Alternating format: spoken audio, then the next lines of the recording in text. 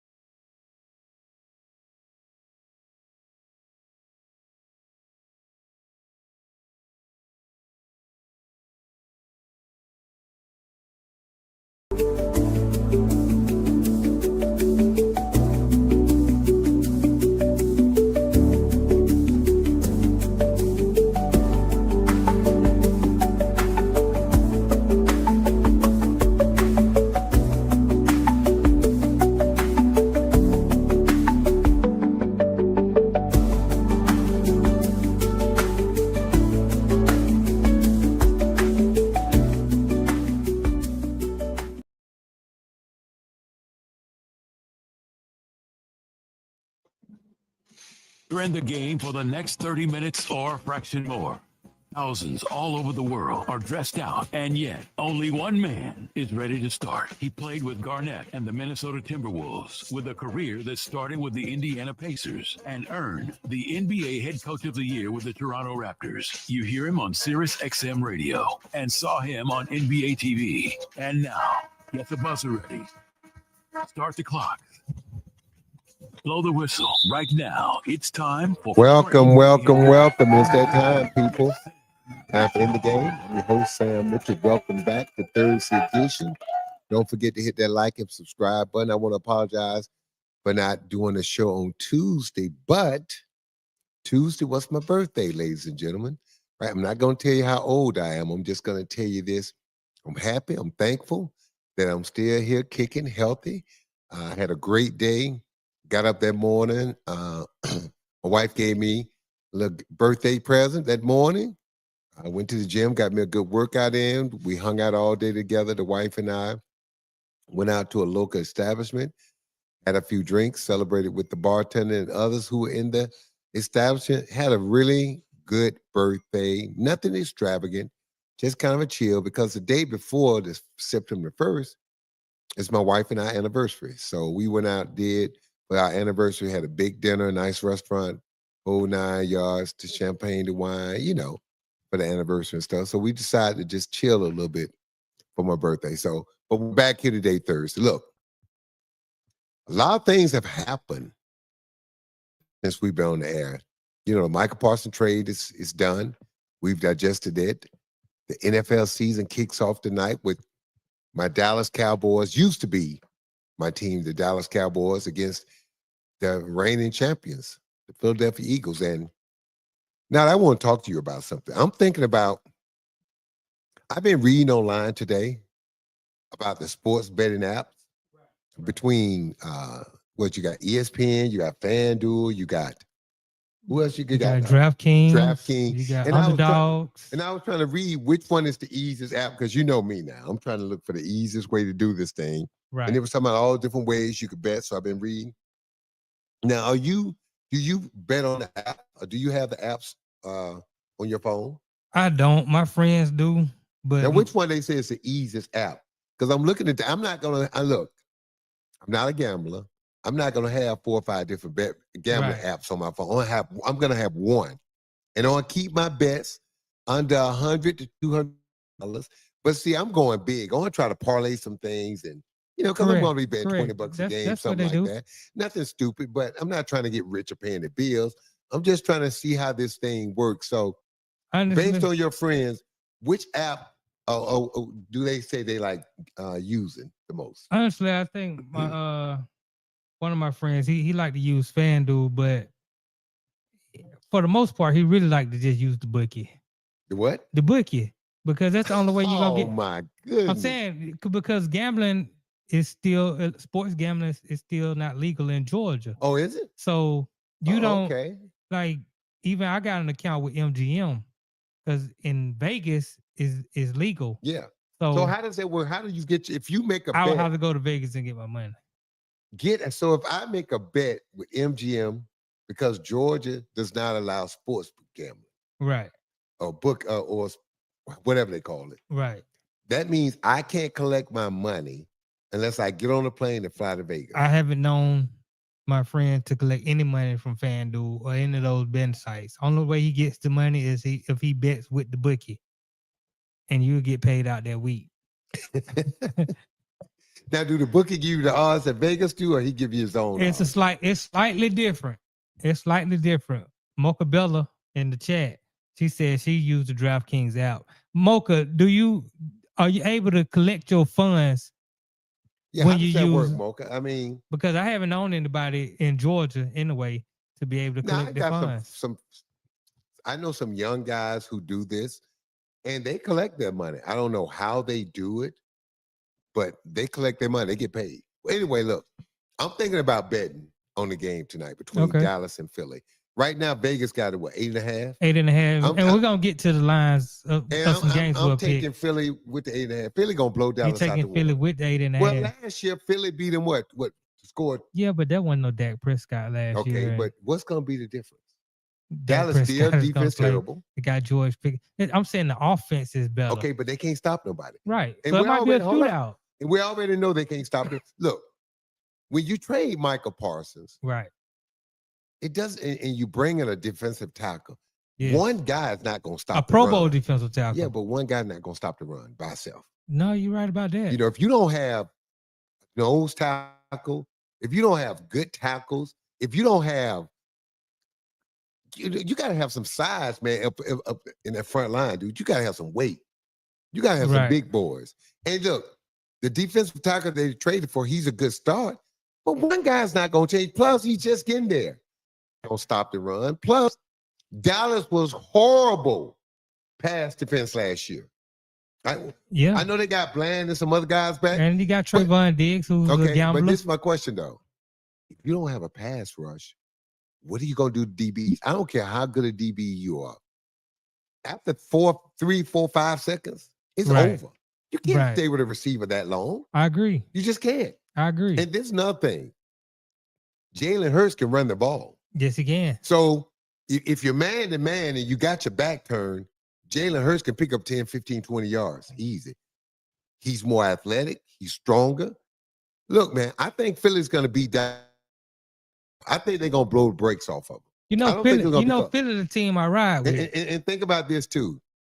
They basically bringing the whole team back that won the Super Bowl. All the key players. Well, you know, they lost some Brandon Graham. You lost they lost some guys. Darius Slade. Yeah. And, you know, their corners, I'm interested to see their corners because now you got a Dory Jackson who's been around the block a few times. He's going to be starting on the outside. But I still like the Philly defense. I still like Philly to win the game tonight. The 8.5 points is a lot. I think I would take Dallas if you're gonna give me the 8.5. In Philly. Opening night. And Philly my team. Oh no. 8.5. I mean, not it. Think about it now. We're talking about how good Dallas offense is. Okay, let's talk about it like this. The potential. We don't know when where you don't have a running game. Right.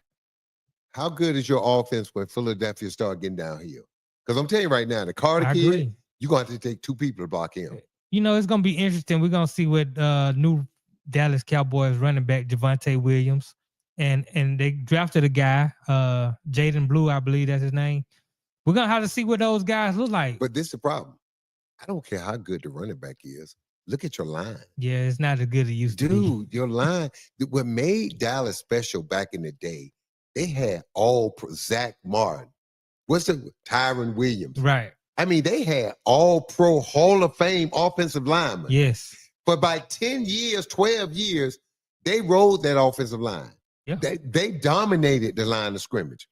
And you know this, when you can't pick up 3rd and 2, 3rd and 3 with the run, when you're trying to run the clock out, you're not going to win a lot of NFL games.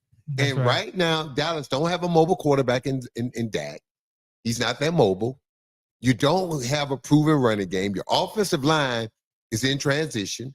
And I really believe that's why Jerry Jones traded Michael Parsons. Because he looked around at his team and said, I got the highest paid quarterback. How is that working out for us the last couple of years? I got one of the highest paid receivers. How's that working out for us the last couple of years? I'm not talking about last year when Dak got hurt, even the year before. And then you're talking about now I'm going to turn around and have the highest paid pass rusher or non-offensive player in Michael Parsons. And how did that work out for us the last couple of years? So I'm not one of these people that's going crazy that Dallas traded him. What I don't like about the trade, those picks are in the 20s because Green Bay is going to be a playoff team. So if it was me with their own pick, they got to be smart. If they could trade down and get some more seconds and a third, use one of those first round picks or put them together and get a package of picks. Correct. Because Dallas need to continue to retool the offensive line. And this is what people don't understand. They think every year that you go into the draft that you're going to hit on every player. That, we got a first round pick, so we got this guy, that guy. Those guys got to prove themselves. They got to develop into a Michael Parsons or a very good NFL player. And that takes time. Yeah, but in the NFL, even a high draft pick, if it's in the first round, that's a good player. Yeah, but not it. Look how many high draft picks don't pan out. Look how many guys end up on a second team by their third year, and teams feel like, well, it takes a year or two for some guys. Some guys, it take 3 years. My point is this. It's not a given just because you have those picks. Correct. It's automatically going to hit and turn your team around. Right. You got to pick the right guys. And they don't know. We don't know. I mean, we're projecting that Green Bay will be good this year, so that'll be a late pick. But every NFL team is one injury away. Oh, yeah. And that quarterback. Right. So, you got to let this thing play out. You do. But I'm just saying, man, I just think Philadelphia is going to dominate the game. I don't see this. You got George Pickett. Okay. Pittsburgh had him last year. Yeah, they did. How'd that work out? It didn't work out good for him. I mean, he was talented, but he's capable of blowing up. Thank you. He has attitude issues. He's capable of doing his own thing, going off the reservation, like we say sometimes. So again, we have CD Lamb, but after those two guys, you got a decent tight end. Right. But this is the problem. You got these players where is Dak gonna be able to have time to get the ball down the field? If you start dinking and donking, you're not beating Philadelphia that way. Second, what are you going to do with Saquon Barkley? How you going to slow him down? Well, we're going to see if that trade they made is going to help right away or if it's not, One player. Right. And what made Green Bay defense better and what's going to help Michael Parsons is Green Bay already is a good team against the run. They got Gregory, another pass rusher now on the other side, who's also good against the run. I think what Green Bay is going to do with Michael Parsons, I think, who's the first coach under Michael Parsons in Dallas? He's coaching Washington now. What's his name? Oh, Dan Quinn, defensive coordinator. What I like what Dan Quinn did with Michael Parsons, and he got criticized. Everybody kept saying he should make Michael Parsons an every down quarterback rusher. Dan Quinn played Michael Parsons like a linebacker. He dropped him in coverage sometime when he needed to, which is what you're supposed to do. Yeah, Michael Parsons. Did you ever see the tape of Michael Parsons when he played high school football? He's a linebacker. Running back.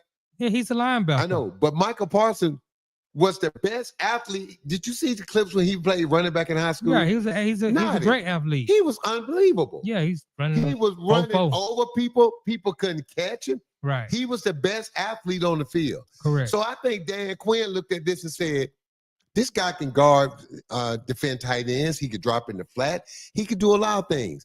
And Michael Parsons was still getting his 12 to 16 sacks a game. Right. I would like to see the new defensive coordinator kind of use Michael Parsons in that way. Let him be an every down linebacker and don't just turn him into a pass rusher. Right. I agree. And the reason sometimes he suffered, I thought, in run defense, if all I do is rush the passer, come on, man. Correct. Let me get back to playing linebacker. Right. Fighting them tackles off, throw a discard the guy, then get to the running back. Right. But when all you're taught to do and your mindset is rush quarterback all the time, Come on, you forget how to stand your ground and use your hands. I would like to see them to get back to Michael Parsons playing linebacker. Me too. I think he's not big enough really to be just an edge like a Miles Garrett. Yeah, he's not built like that. He's built like an every down linebacker. Right. Who can play all, pass, to run, whatever he needs to do. Correct. So I would like to see that happen. But I think, man, I'm going to, after the show tonight, I'm going to, now she said, your friend said FanDuel. Mocha says she used FanDuel. Yeah, Mocha says, I thought I read something that FanDuel just redid their website and a lot of people are having problems with it. Because I've been online. I told you now I've been doing my research, man. I've been reading the reviews and things like that. And all of them haven't been so good. They say PayPal will receive your money. So, you can cash out through PayPal, but yeah, I think you can cash out through PayPal. But you just got to make sure that when you go on these gambling sites that you read their rules as far as state by state, because different states I know are allowing different things. So I'm looking forward to it, man. I'm looking forward to the NFL season, man. I think it's going to be different than what people think. I think the best team on paper that they got to play is Baltimore. When you look at offense, defense, you look at weapons on offense, you look at some of the things Baltimore could do on defense. Mm-hmm. I just think Baltimore is the best team on paper. Now, they got to go out and prove it. They're physical. But I like the Ravens. But again, I think it would not shock me. It would not be a stretch in my mind to see Baltimore and Philadelphia play in the Super Bowl. But before I get to your projections, we're gonna do that a little bit later. I want to ask you about the NFL and their TV coverage of these games. Because like tonight. Now, what station is on? You better tell me. Because now this is God Us Truth last year. Look, people. Last year, man, I get my drinks, I get my food, I get ready. Now I couldn't find the games because I forgot. So I'm scrolling. I got my Fire Stick hooked up. Right. Now I missed the first quarter of games because I couldn't find what streaming app they were on or where it was, man. It's crazy. And this is another thing I don't like. This is what's really hurting the fans like myself. I love the channel surf in between commercials and catch other games. That's how you keep up, right?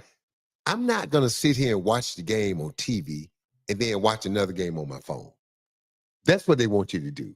I'm not doing that. Or Red Zone. I usually just watch Red Zone. But see, now that's the thing. Like someone said today, I was watching the show. Red Zone show you the highlights, but they don't show you what built up to the highlights.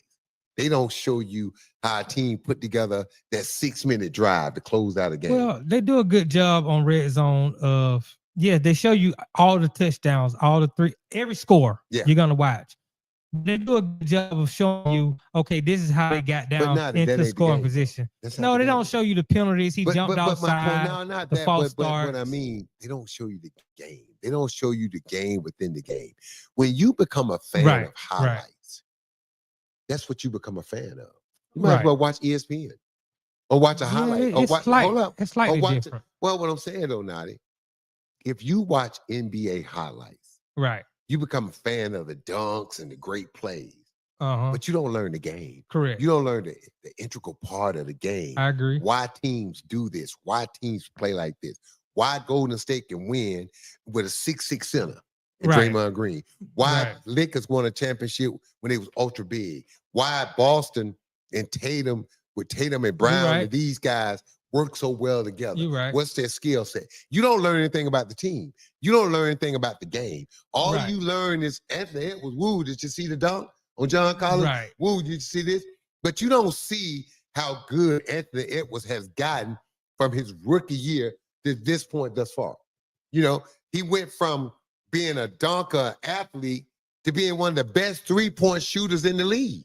And now I think this year, I talked to somebody with Timberwolves organization the other day, and I think Chris Finch is right now, what he's working with Anthony or talking to Anthony about is, all right, you got the three and you can get to the basket.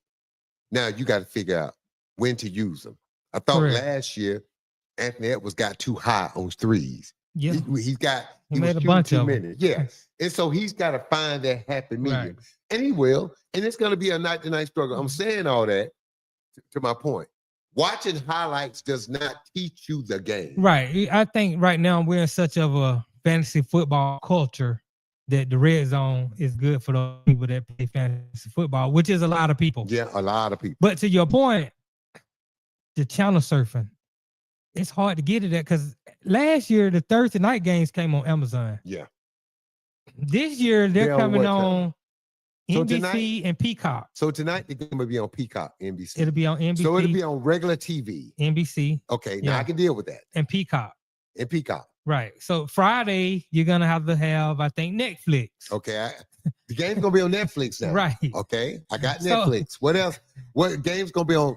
What other they're network? Still gonna have games on Amazon. They're gonna have games on ESPN with the Red Zone, and then you got to find your local channel. So I mean, they're all over the place right now. Now I said this another day. Somebody asked me why wasn't I a big Falcons or Braves or a Hawks fan growing up, even though I'm from Columbus, Georgia. Mm-hmm. Hour 30, 40 minutes down the road. Right. I said because whenever those games were on TV, they block them out in the state. Yeah, yeah. And it's the dumbest thing. How do you create fans in-home fans when the games are never on TV? Right. You know, back in the day, it was, and they might still do Now, that. you know my favorite. If you don't fill out the stadium, then they're gonna black out the game. But it's stupid. I agree. Because you're turning. Okay, growing up, I was a Cowboys fan. You know why? They were on TV every week. They were on TV every week. Right. I couldn't watch a Falcons game because every time the Falcons played, the game was blocked out. Yeah, it was terrible. I couldn't watch a Hawks game. The only reason I became an Atlanta Braves fan when Ted Turner bought the team and created the Superstation. Right. TBS. Mm-hmm. And then the Braves were on all the time. I'm telling you, until then, my dad was a St. Louis Cardinal fan. But when Ted Turner bought the Braves and put them on cable, oh my God. It my changed dad the game. would come home from work and afternoon games. And it's the same way a lot of people around the country are Braves fan because Ted Turner gave him the Superstation. Because they couldn't watch the White Sox at home. It was the same. They couldn't watch the Cubs, couldn't watch the Yankees. So you became Braves fan. This was crazy. The Braves had more fans around the country than they did in Atlanta. Right. And to me, that's dumb. Think about this. If growing up, if I could have watched the Falcons every week. Now, even though they wasn't good, even though the stadium wasn't selling out, but I could watch them. I get to know the players. Then when the Falcons do their caravan and come through Columbus, I get to go get an autograph. I get to go do this. I get to go do that. You're right. It would have made me a fan, right? I would have been, but because I never watched, growing up, I never saw one Falcons game. So even when I became an adult and had money, I didn't feel like, go watch what? It wasn't smart. I didn't know who the coach. I didn't know anything about the team. Right. I didn't even know. I lived in Atlanta, moved to Atlanta, didn't even know where the team was located. Right. I grew up a diehard Falcon fan, and I can remember, because you're correct, those games were blacked out at home. Yes. And I can remember the one year the Falcons had to play the 49ers at home in order to get into the playoffs. And Bobby Hebert was starting, but they blacked out the game. So we had to watch the highlights on another game when they broke into the game so we can see that the Falcons had beat the 49ers and made the playoffs. Now, what if that game would have been televised or had the opportunity to be televised on every TV station in the state of Georgia? You know how many people it would have converted to Falcon fans? Easy 100,000. Right. Beating a team like that, think about it. Think about it. But I think the owners, where if we let people watch it at home, they'll never come. Bruh, we don't come to the game because we don't know nothing about the team. Right. Think about it like this, owners. Why would I fork up the money to go watch a team that I know nothing about? You're right. Think about this, Nadi. When I started making money, my first NFL game, I flew to Philadelphia to watch the Dallas Cowboys play the Philadelphia Eagles in Philly, and I wore a Cowboys hat. And people were giving me grief. But I guess because I'm 6'7" and I was with another couple of my boys, That's all it was, friendly grief. And the people were nice. Right. You know, they were giving us a little grief in a fun way, not in a bad way, not in a disrespectful way, but I didn't go to a Falcons game. Right. I could have drove 20 minutes and went to a Falcons game. Yeah. I bought an airline ticket. I got on a plane. I paid exorbitant price for scalpers to get my tickets to stay in a hotel. Do all of that to go to a football game because that's who I grew up watching play. Right. I didn't grow up watching the Falcons play. Right. And DJ Chuck, you know what? We got to have a name for the people in the chat that watch the show. And I feel because it's in the game, we can call that's the bench. You know, sometimes we bring them off the bench and put them in the game. There you go. No, you know what, man? Let me tell you something. If you would only use that education and brain of yours with your real name, it would carry more weight, but that's a good idea. Well, DJ Chuck in the game, NFL fans will soon be paying money to watch the Super Bowl with all these streaming services. That's right. Basically negotiating with other TV providers and networks. That's what's going to happen next. You're going to have to pay a special fee. Dude, it's going to be $100 and something to watch the NFL Super Bowl or the playoffs. They may have it wouldn't shock me in another couple of years. You're going to have a price for the regular season, and then you're going to have a price for the playoffs. And then you're going to think about when you want to watch a boxing match, what do you have to do? You got to pay. Yeah, you got to pay. All right? You got to pay. Look, you don't think that's going to damage the product? Of course it is. Because now this is what you're doing. But see, this is their thought process. When you cut out fans, you raise the price. Now, Nadi, that's great when you have a limited amount of seats in the building. Right. If my stadium holds 65,000, that's great. I could raise the prices. All I need is 65,000 people in the arena, right? Right. But Nadi, that's not where you're going to make your money.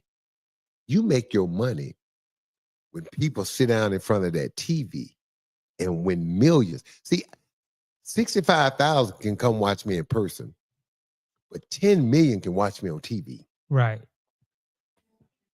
I mean, do the math. 10 million people buying jerseys, buying this, buying that. Now it makes difference. Look, I hear that music now. Time to take a break. We're gonna finish this conversation and get deeper into the NFL. You're listening to In the Game. I'm your host, Sam Mitchell. Don't forget to hit that like and subscribe button. Also, every Monday, the Raw Side of Things with Sir Bam Bam. Every Monday at 1 p.m. Eastern Standard Time. We'll be right back in the game.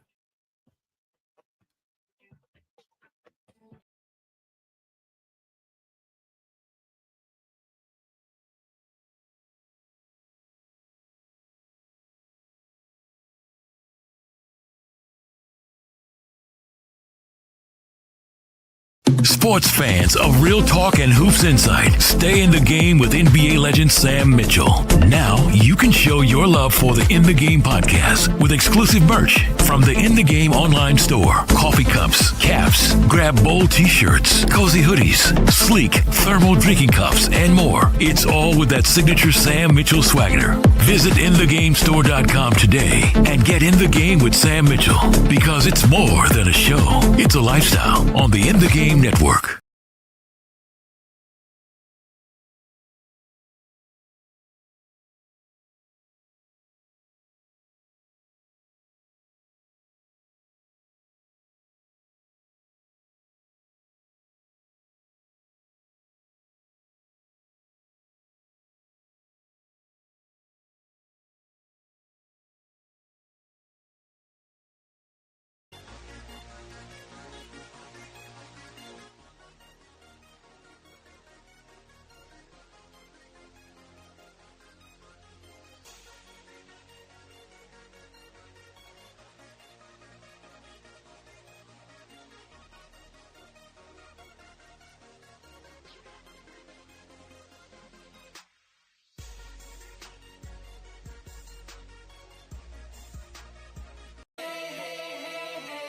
And we're back on the In the Game Network with Coach Sam. Welcome back.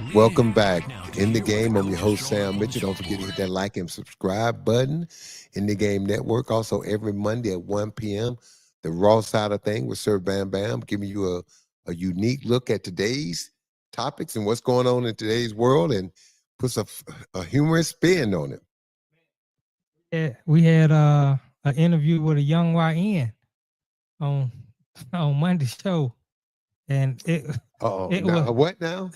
a young YN. A young YN. Right. What in the hell is a young YN? Well, this young. You know, I people just don't- had a birthday, so you need Right, to, right. Yeah, I know. bring me back to time. I know, and you got to know anybody whose name is Samuel.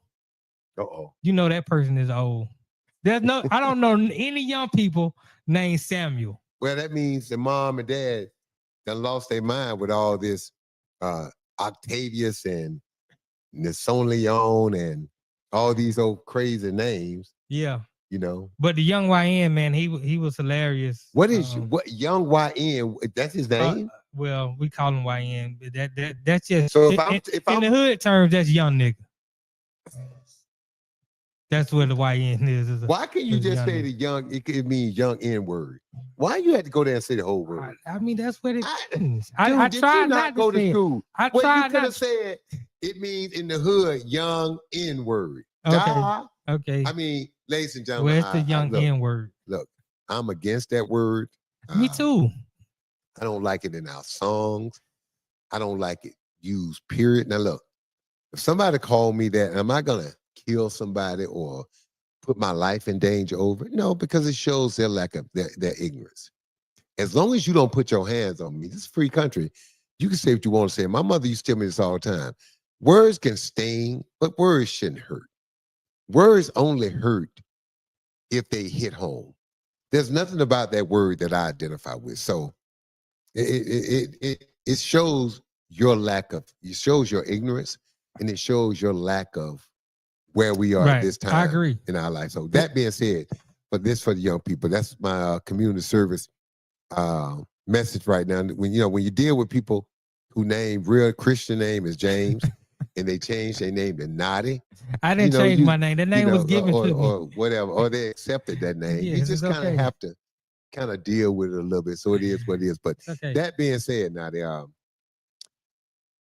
want to get your predictions on the NFL divisions. You got to lay these divisions out for me, man, because it's not like basketball where I keep these things. No, it's not like basketball. We're gonna start. Let's start with since the NFC matchup tonight. Let's start right there with the NFC. Okay, in the NFC, you got the. Hold on, let me guess. You got Dallas, Philadelphia, the Washington, Giants, and the Giants. Right. Who's going to win that division? Oh, bro, Philly. Washington going to be second. Giants going to be third. Cowboys finishing dead, butt naked, ass last. Yes, last. Because one thing the Giants do have is a good D-line. Giants got a good D-line. Right. And I think the Giants got a better coach. We don't know what kind of coach Dallas going to have. Right. But Jerry Jones is the coach. Yeah. Well, you see how that's working out. Ever since Jimmy Johnson stopped coaching the Cowboys, right, and Jerry Jones been in place, okay. I rest my case. Right. But I think Philadelphia they're gonna win it. I think they would have to fall flat on their face in order. Now I do think Washington is gonna take a step back.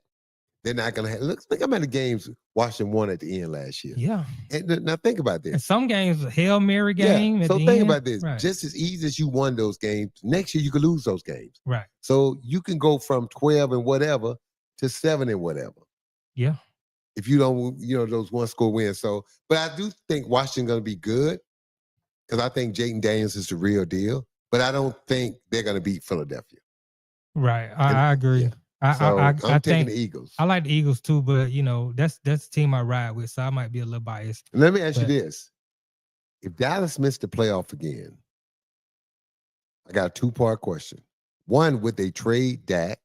And 2, would anybody want Dak with that contract? I often say, how are you gonna trade Dak with that deal? If they don't make the playoffs, that means Dak didn't play well. There you go.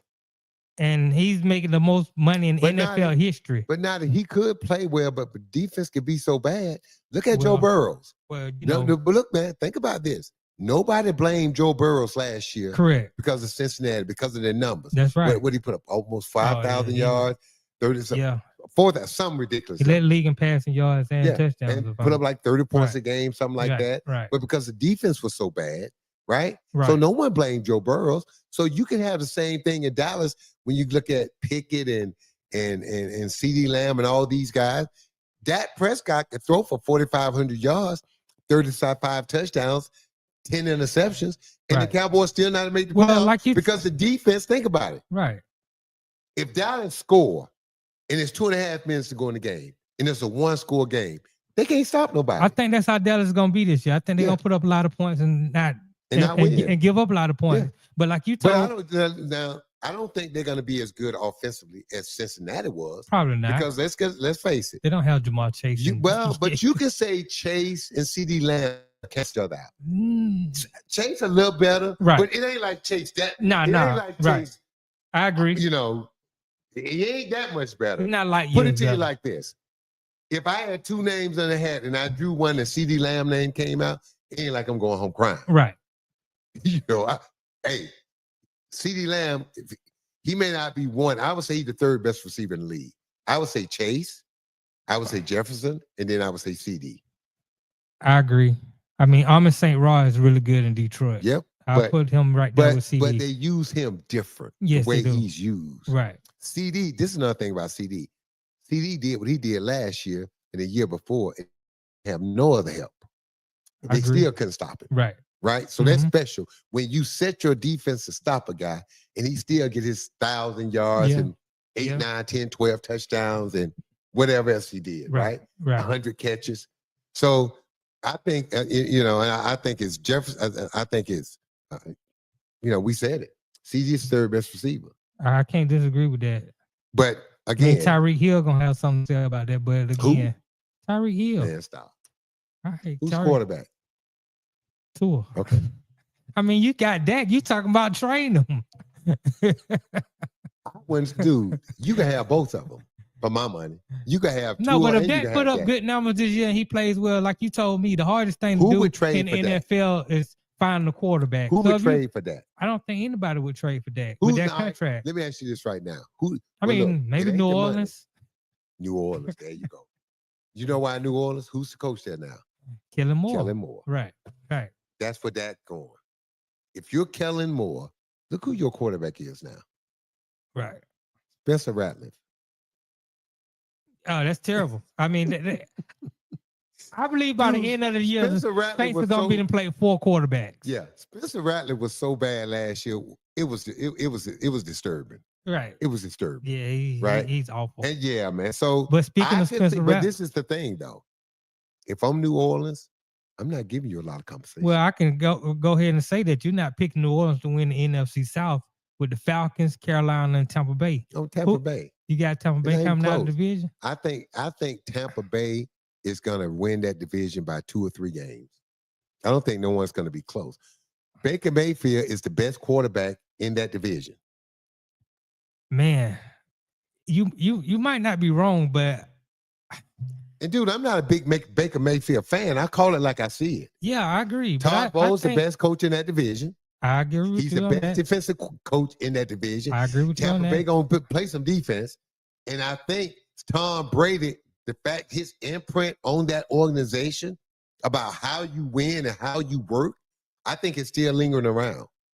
Right. And I think Baker Mayfield has changed who he is as a person and as a quarterback. Baker Mayfield is a good quarterback. He's decent, but he lost his offensive coordinator this year. His offensive coordinator went to Jacksonville. Leon Cohen is the head coach of the Jaguars now. Man, Baker Mayfield is all right. He's been the best quarterback in that division by default. By default. Okay. Who you pick?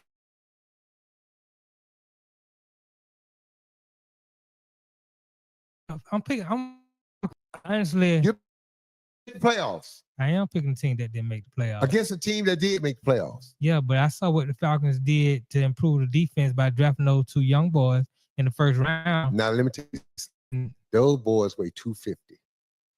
Okay. Raheem Morris is a good defensive guy, too. Now, let me give you 2 years from now, we'll see the best of those young boys. Now, they light in the ass. Agree. When they drafted them on draft night, one of them was 247. Now that's a linebacker weight. Right. That ain't no D-line weight. No, they're going let me tell you they're going to get the quarterback. Let me tell you. Okay. So I mean, Michael Parsons is what? So guess Michael Parsons 256. Okay. So let me tell you how this works. Light in the ass, I run the ball down your throat. Right. So guess what I'm gonna do at all that speed? I'm going to run. Right. I'm just going. What did San Antonio do? Remember when Phoenix had the team with Mike D'Antoni? They had Stoudemire at the center. Right. They had Sean Marion at the Sean power Marion, forward. they had at Joe 6'7". Johnson. Right. Joe Johnson at the small forward. Right. They had the other guy. What's his name? That was crazy tough 2-guard. What's his name? Kind of brown skin black guy. He was his 2-guard. More of a defender and could shoot a 3. I know you And talking Steve about. Nash at the Gotta point. get his name. I can't remember his name. I see Right. his face. Right? Small lineup.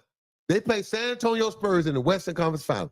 Everybody talking about, they're going to run the Spurs out the floor. Right. Man, San Antonio They beat them up. threw the ball inside. And when they did miss a shot, they just crushed them on the offensive glass.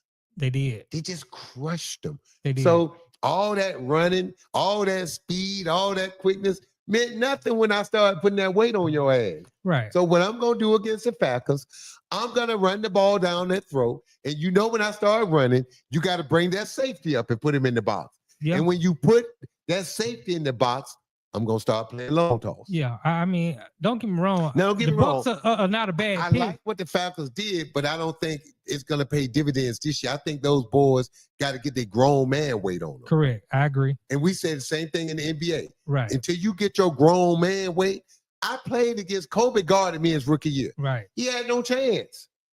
I took him in I the paint agree. and worked him over. And guess what Kobe said? It's like, oh, head. In another year, you ain't going to be able to bring me down here. I'm getting in the weight room. Right. He said, because he understood what I did to him.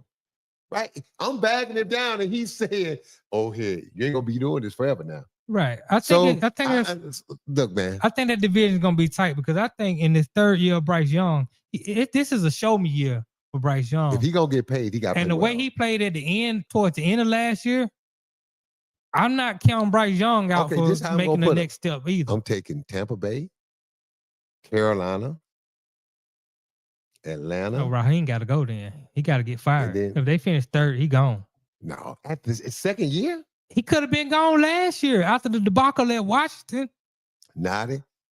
I had a conversation with some people at the local radio station Mm-hmm. about that. What I didn't like about it was Raheem's answer for the debacle. This is our system. Really?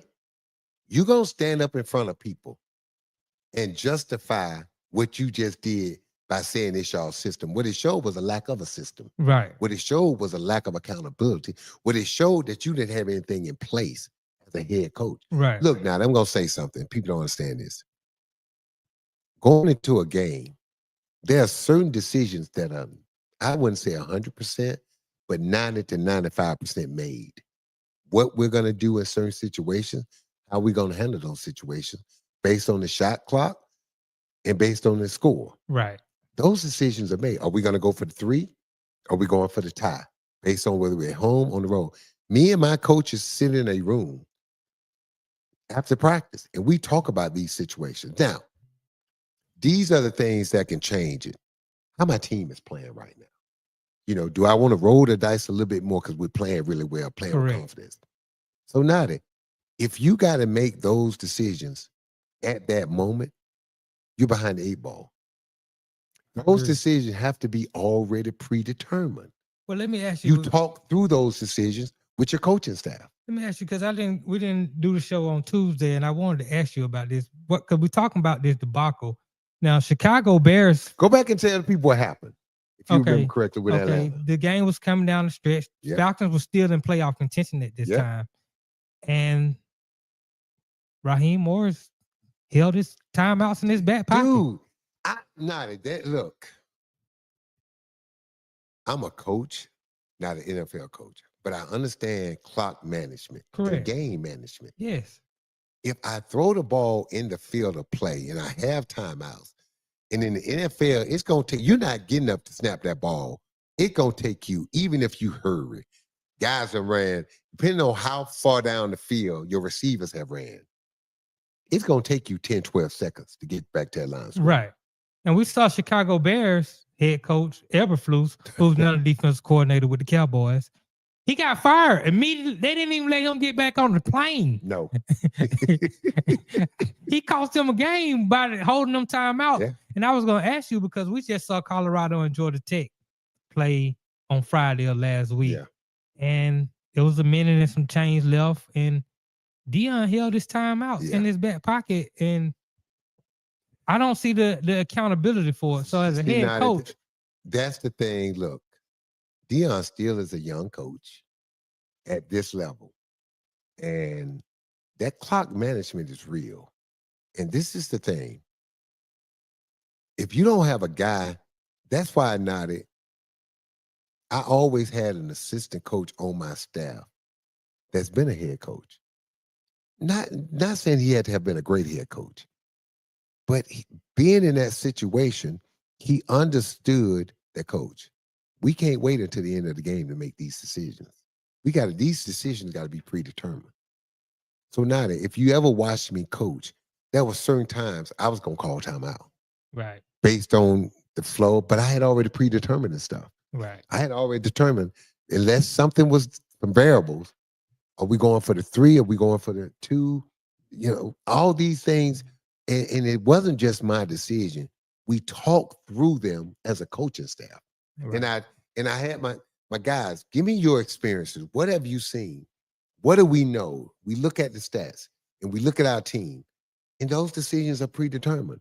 And just think about Raheem Morris as a head coach, especially in the NFL. You only make 2-3 decisions a game. You don't call no defensive plays. You don't call no offensive plays. You call, if you want a fake punt or something like that, right? Or to go for 2, you make that call. You determine when to call timeouts. Correct. Right? Because those timeouts are valuable. You make those calls. And you can override your defensive coordinator because you're listening to everything, or your offensive coordinator. If he calls a pass at the end of the game and you think y'all should be running the ball, like I've heard Nick Saban say, I don't tell the OC what to run, but I tell him, don't throw the ball. Right. I don't give a shit what play you run, as long as it's on the ground. Right? He'll tell him that. He won't give him a play, but he'll say, we ain't throwing the ball. Right. Run it. Right? Or he may say on defense, let's get out to the quarterback. He ain't going to tell you what blitz. He ain't going to tell you this, ain't going to tell you that. But he's just going to give you some guidelines for this to play for. But I tell you this, Nadi, he done already told you this in the coaches meeting. Correct. See, a good head coach, the all OC, the DC, and all the coaches, they already know how you going to manage this game. And see, that's the thing that the reason I'm not so high on the Falcons, I don't know what the coach got. Everybody keeps saying I agree with he's a good coach. But when you had the opportunity to prove it, you didn't do it. All right, I might be a little biased because they got a black coach, black general manager, and a black quarterback. I know that don't mean that, but it does. Look, man, we're from Georgia. I want them to have some success. I'm a black man. I will look. I don't know the coach. I want him to be successful. I was ecstatic. First of all, I thought Arthur Blank showed some courage to pick Raheem Morris over Bill Belichick. I just knew when Bill Belichick came in here for an interview, he was walking out here with a job. And as you've seen, it's a disaster. It's a clown show in North Carolina. It would have been the same thing here. It's a clown show. Now look, man. Look, I'm gonna say this. I'm not on Bill Belichick because he got a young girlfriend. That's that man's life. Right. When you like, and I said this the other day, if he's happy when he go home and close his door and they're happy, that's between him and her. Correct. Right? Now, if I was her parents and my 25-year-old daughter came home with a 77-year-old man, he better be rich. Which Belichick? Well, and he is. He better be rich. My thing is this. So now that seriously though, Nadi, that does not bother me. You know, that don't. But this is what's bothering me. All right, tell me what bothers you. When I see her on the field, when I see her in the interviews, right? When I see that you getting ready to corner, I don't even have a problem with him doing the thing, gold digger thing. Right, that's business. That's business. Right. I don't have a problem with that. But when you bring her into the locker room, right, you're making her part of the team. Yes. You're making her part of the story around the team. Right. No. I believe she calling plays. No. That ain't her job. That's not her role. Right. That's what I blame Belichick on. Right. Right. And for me as a player on that team, think about this, Nadi. Nobody else, no other coaches and players can bring their girlfriend or wife to every practice. This is ridiculous. It's ridiculous. So let's say this. What if the players say, well, coach, your girl is here every day. Can our girl come? You're going to have 400 people at practice on the field. This is not the Belichick I grew up watching. No, thank you. Well, now this is the thing, what you're learning there. All that shit is fake. That's what you're learning. Nadi, I'm going to say this, and I'm going to say it again. Did you see the clips of Kawhi Leonard in China? Recently? Doing the Tai Chi and the karate. Well, I want to talk about Kawhi a little bit later. Doing all that, smiling, interacting with people. You see Kawhi at home? Right. No. Don't talk. Right. But you go to China, and you know China pay you a lot of money. Oh, yeah. NBA players. Yeah. When that check came, he was engaging with the fans. He was engaging with the fans in ways I've never seen. Right. I didn't know Kawhi. And don't get me wrong, I like Kawhi as a basketball player. Right. He handled his business how he handled his business. But I thought it was humorous to see him in a foreign country interacting with the fans. Right. But he come home. Well, we see a lot of that with our athletes, especially our quarterbacks. All quarterbacks have this persona of, the game, the team. Now they act like they're the president of the United States. When Peyton Manning, whether we're going to war or not, it ain't that serious. Right. And then when they get off the field, Peyton Manning, when he retired, you're like, wow, he had this great person. Tom Brady, wow, we didn't know you. But you know what, Nadi? If they act like that and they lose, then we're going to say they're not serious. Correct. Now think about the people who are saying this. There's 30 NFL quarterbacks, right? Right. 31 32. teams, 32 NFL quarterbacks. There's billions of people. Why are 32 listening to billions of people that can't play their position? That can't do one thing they do. Well, that cannot recognize. Right. Now, this is what blows my mind. I played football. Mm-hmm.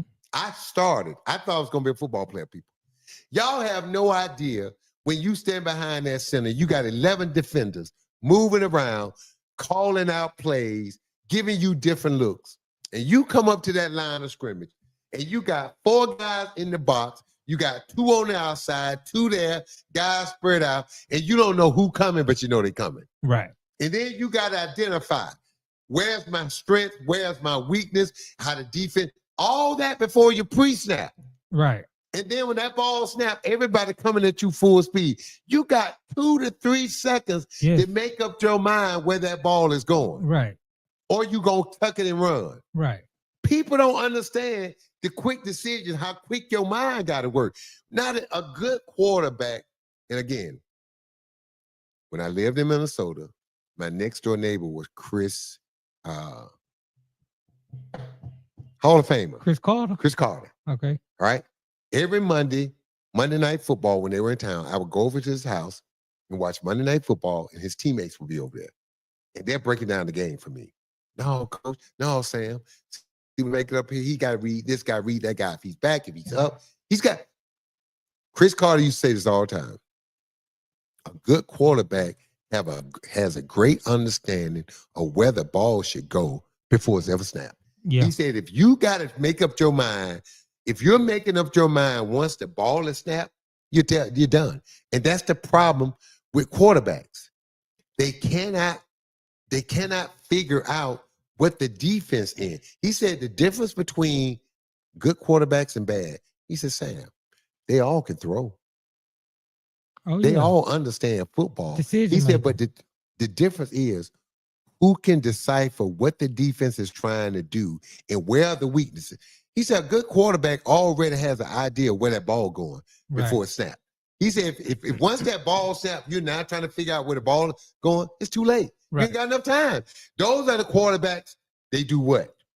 They hold on the ball too long. Yeah, they on. Anytime, Chris Carter says, anytime you got a quarterback that holds on to the ball too long, it's because he does not have a pre-snap picture in his brain of where the ball should go. A good quarterback, when he walks up there to the line of scrimmage, he's deciphering based on what he sees already where he should go with the ball. Right. Well, let me get you real quick in the NFC North, where you got a quarterback who holds the ball too long, in my opinion, and Caleb Williams. You got Minnesota with J.J. McCarthy. You got Chicago, and you got Detroit. All right, you want me to listen? Who do you like out that division? Green Bay in there too. Oh, man. you got Green Bay, man. Minnesota, Chicago. Look, man, with what I Detroit. saw, I know it concerns me that Detroit lost their 2 coordinators. Right. But I like Dan Campbell as a coach. I liked him the first year when he was 6-10. I liked his swag. Man, I saw a clip where Dan was talking about we got to put the pads on in training camp. He was like, guys, you got to trust me. Like, I know what I'm doing, but I got to get you ready for the season. So we got to hit, right? Look, I still say Detroit going to win the division. I think Green Bay, who is Detroit, Green Bay, Chicago, Minnesota. This is going to blow your mind. I want to go from the bottom up. Minnesota last, Chicago third, Green Bay second, and I'm still going with Detroit. But it wouldn't shock me if Green Bay upset them. Okay. And the reason I got Minnesota last, I'm not buying this about J.J. Well, McCarthy. we're gonna see that. All this talk. Now that this is what blows my mind. The guy was an average quarterback in college. He was 27-1.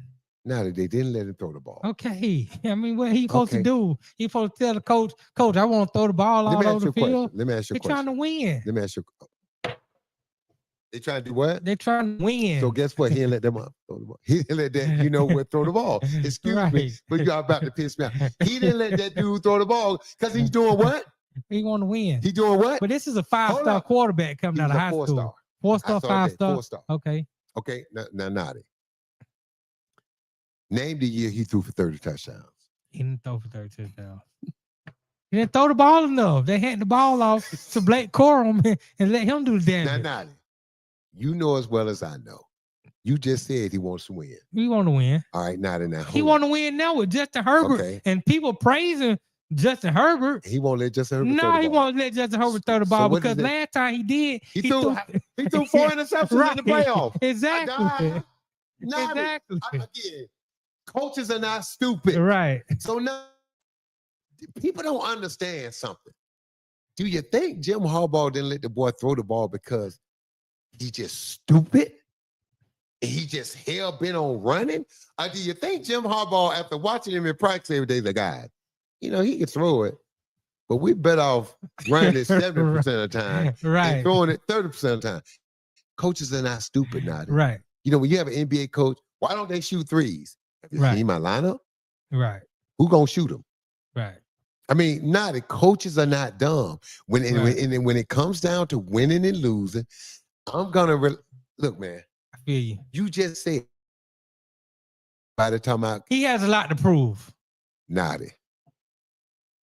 Other than Dan Marino, we've never had a rookie quarterback take a team to the Super Bowl. Right. Was Dan Marino the only one? You could fact check me, people. Right. And that's just coming off the top of my head. Right. And I remember Dan Marino because I remember when he walked off the field, Dan Marino said this. Man, if I made the Super Bowl as a rookie, I know I'm coming back 4 or 5 times. Never win again. Came back. Right. It's tough. Tell you how hard it is. It's tough. Right. But Naughty, he did it as a rookie. Right. So now you're telling me J.J. McCarthy, with the rocket that Dan Marino had, that he gonna take. People talking about the Vikings can go to the Super Bowl. I understand why. With a rookie, that's because of the talent he has around him. But I feel you. I'm not picking the Vikings to go to the Super Bowl. He has yet to see a real NFL defense.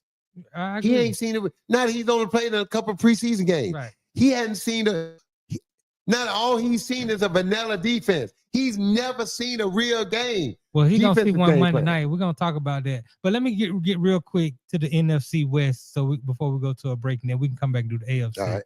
NFC West, Arizona, San Francisco, LA Rams, and the Seattle Seahawks.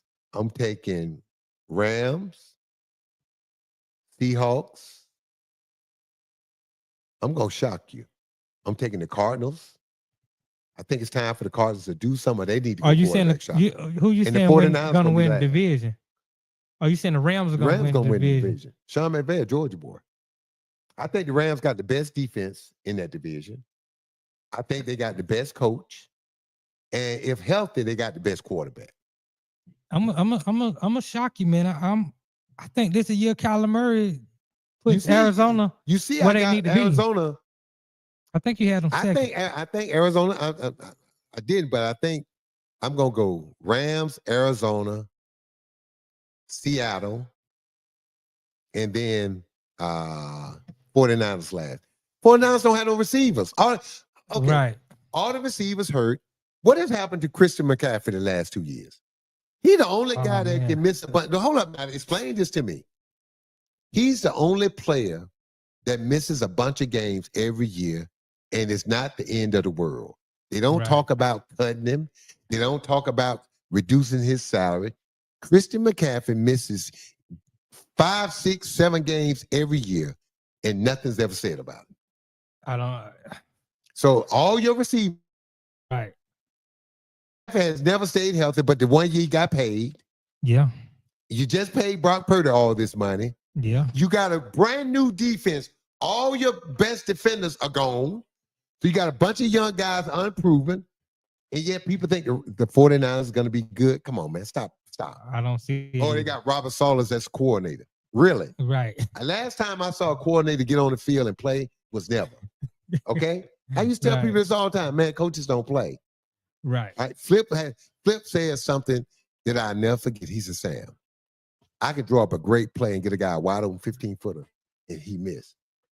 I can draw up a terrible play and KG make a hell of a shot. And now I'm a genius. All depends on what the player do. Right. There you go. Look, we got to take a break right now. We hear that music. Don't forget to hit that like and subscribe button. Also, every Monday, 1 p.m., the raw side of things with Sir Bam Bam. We'll be right back with more stuff. All right. In the Game with former NBA coach Sam Mitchell is taking a break. We'll be back in less than 2 laps. This is the In the Game Network.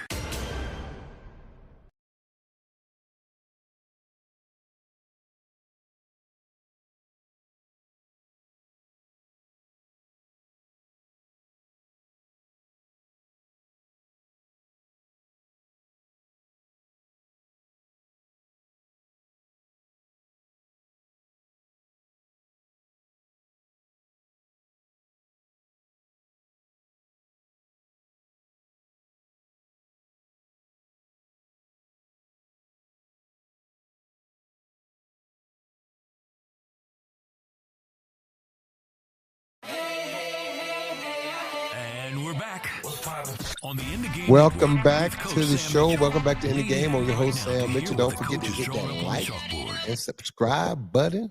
In the Game. I'm your guy, Sam Mitchell. Every Monday at 1 p.m., the raw side of things with Sir Bam Bam. Don't forget to tune in and bust a gut laughing at Sir Bam Bam. Now that we're back, when we left off, we was talking about the NFC West? And, we did NFC. And I believe the Rams are going to win it. And I think you're right. Look, man, if not now, for Arizona, win. It's time for Kyler. It's time for Kyler Murray. You know, if Kyler Murray don't start playing better in the Arizona don't do something, it's time for them to maybe trade Kyler Murray and start quarterback shopping. Man, trade him with all that money. That's like again, the Dak thing. Hey man, again, these little dudes that run around like get you beat, thing. Right?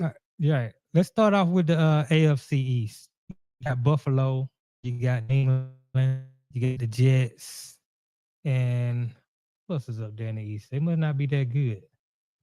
Buffalo. Oh yeah, Buffalo, New England, the Jets. Somebody else up there. I don't know why I'm. It's not the Ravens. The blank. Who is it? This is crazy. Put it up on your phone. This is crazy. I should know this off the top of my head. Yeah. But it must be somebody that's not that good. Well, first of all, it's definitely going to be Buffalo. I mean, I keep hearing all this thing with New England and a second-year quarterback, Drake May. I'm gonna know the chat. I know the book will help us out. I'm not buying that. I'm not buying that Drake May in his second year. It's gonna outplay Josh Allen. Stop. Miami. Miami. And that's Mocha team. Mocha, I'm sorry. And that's why, because you talking about 3 cold weather teams, and you talking about, dude, that division makes no sense. Right. And then all the way down to South Florida, Miami. So look, obviously, Buffalo is the cream of the class. Right. Then we got New England, the Jets, and Miami. Yeah. You pick your trash. After that, it's trash. I agree. It's trash. I agree. It's hard to get Buffalo winning that division. I'm gonna say, you know who I'm gonna say finish second? Who? The Jets. No, they're awful. They're gonna be one of the worst teams in the league. I believe. Miami's not gonna be far behind.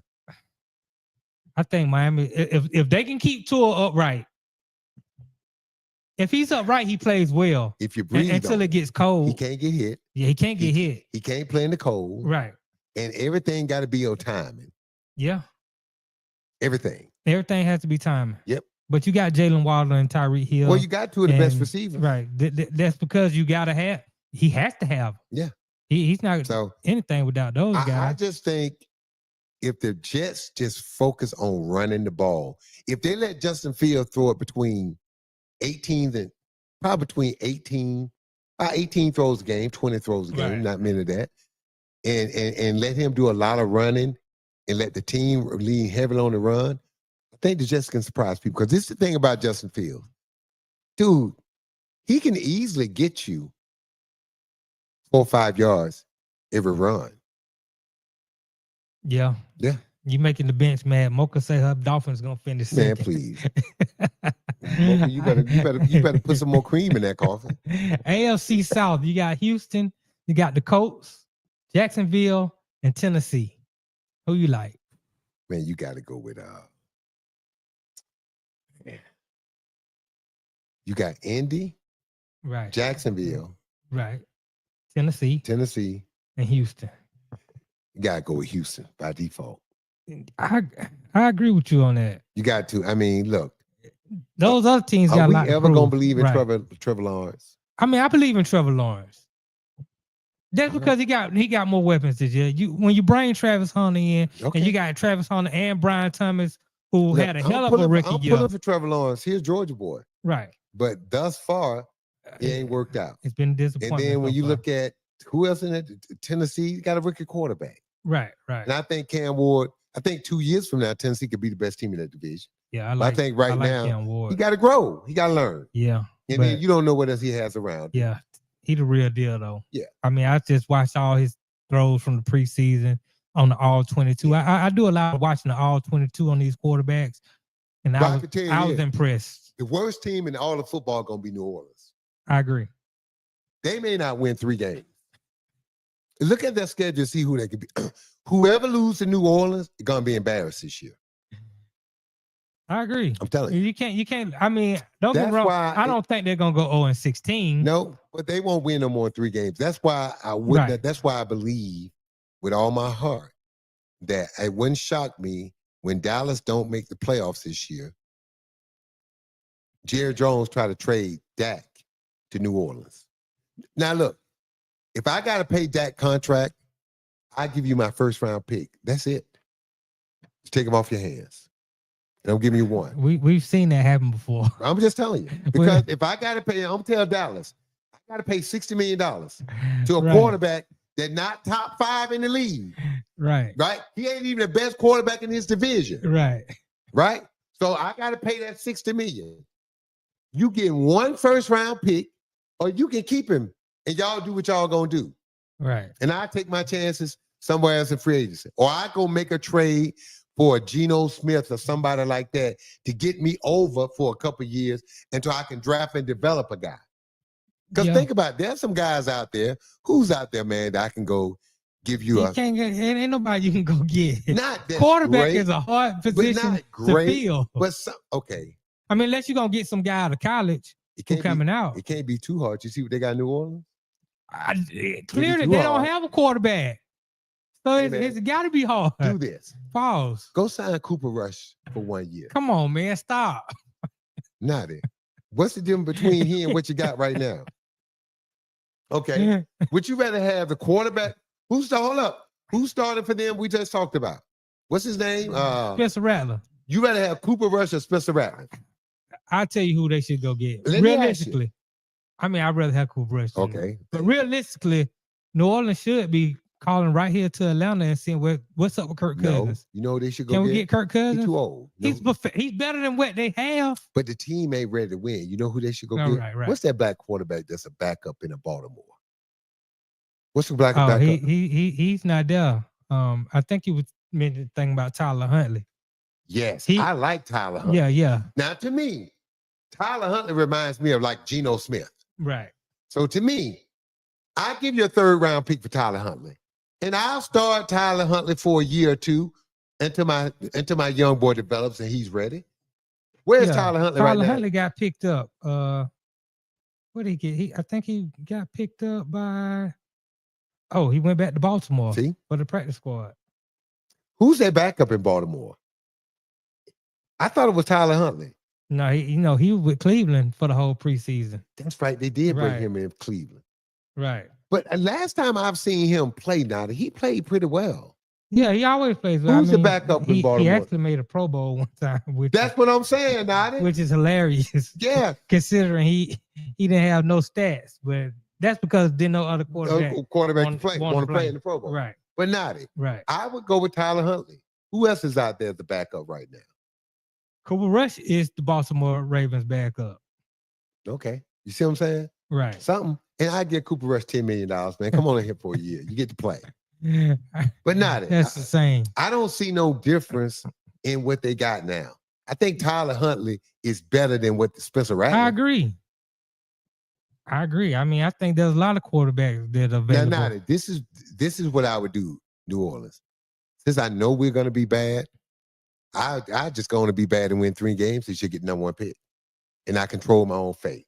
Now, this is what I saw based on the first weekend of college. And I know it was 1 week. Mm-hmm. You know, everybody talking about this year the quarterback. Yeah. They better wait for another year.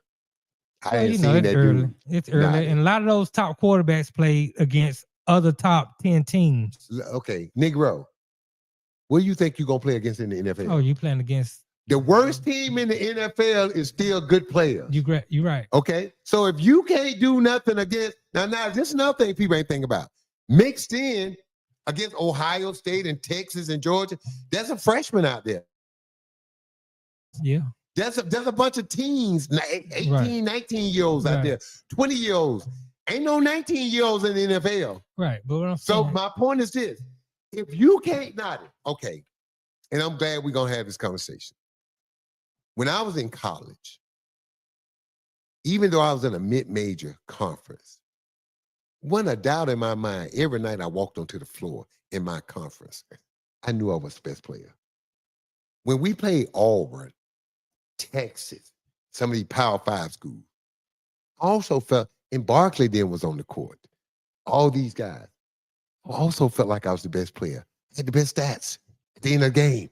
I outscored everybody, right? So even though I was on a team that couldn't beat Auburn, even though I only beat it by 2, couldn't beat Texas, beat us by 1 and cheated us, I was still, if not the best player, one of the top 2. Correct. All right? And you can see that. So don't tell me it's the first game and they playing against other good teams. What the hell you think you're going to play against in the NFL? Yeah, but I'm saying it's football. They don't have preseason games in college. But but this is my thing. Let them get their feet under them. We didn't play preseason games in college, in basketball. Right. They're 2 different sports, though. One thing about basketball, you play year round. When you're the best player. Right. When you're the best player. Okay. I went to a European trial in New York once. It was 300 players. I'm sitting up there with the scouts, European scouts. The guy had me come in, paid me to come in as a consultant. They were looking for 2 Americans. The 2 Americans that I picked for the game, one of them went 5 for 18. One of them went 6 for 20. And I picked those 2 guys for the team.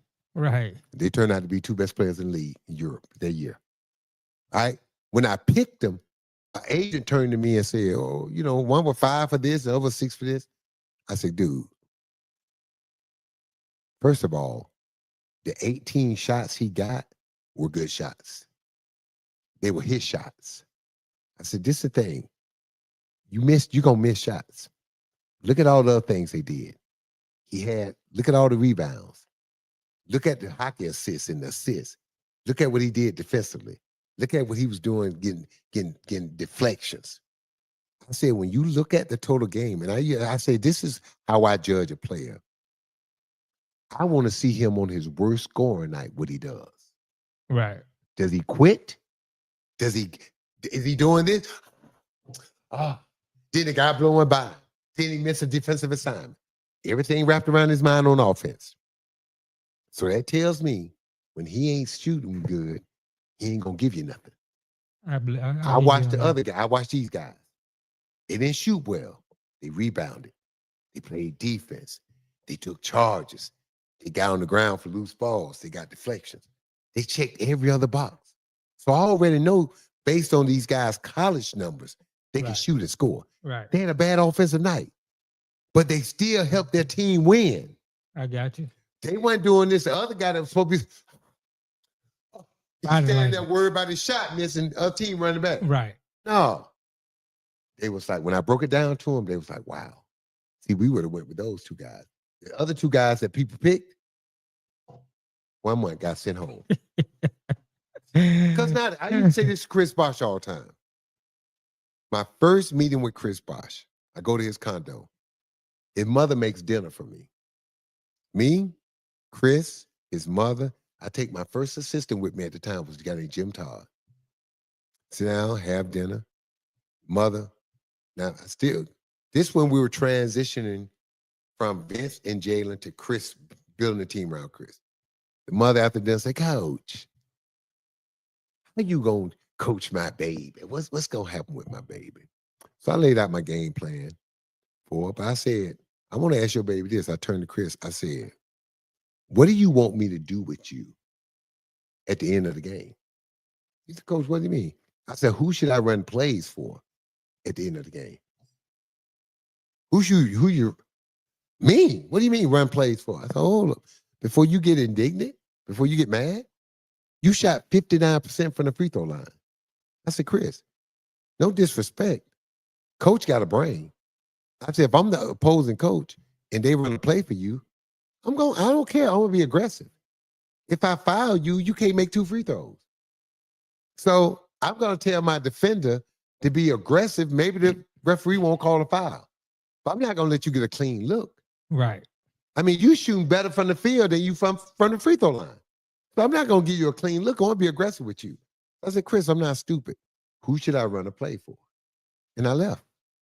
Right. I never said, you got to get better.